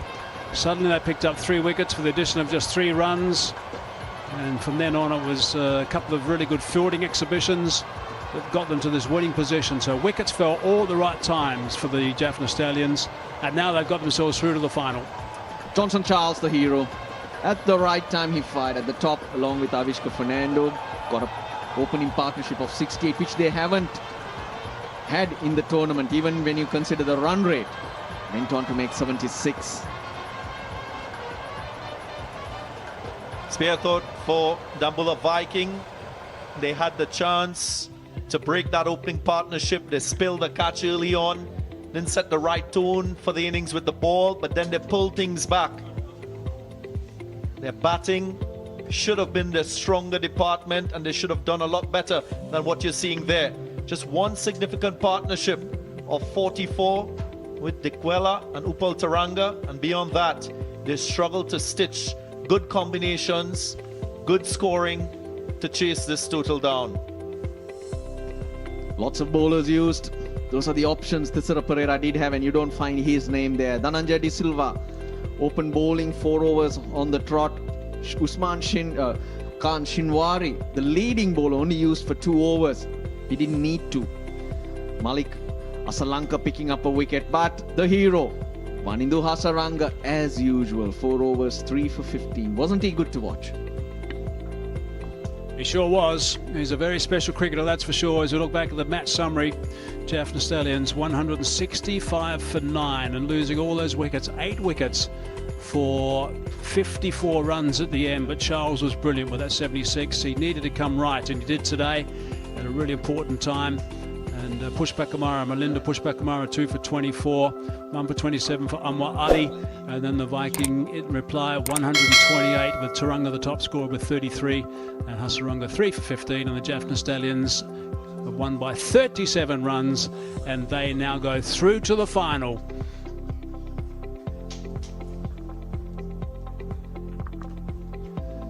So this is it. This is the big final. Is in a couple of days' time. It's a training day and a regrouping day, I'd imagine, for those 2 teams tomorrow. The final is on the 16th. We're going to be on air at 6:30 p.m. Sri Lanka time, and it's the Gaul Gladiators versus the Jaffna Stallions. It is going to be a terrific game, this one. The weather, by the way, the forecast is good for the next couple of days, so we should have a lot of fun with that one. Should be plenty of entertainment. The tracks in the middle have been really good throughout this tournament. We expect it to be the same as well then. So this is the huge final we're going to look forward to in a couple of days' time.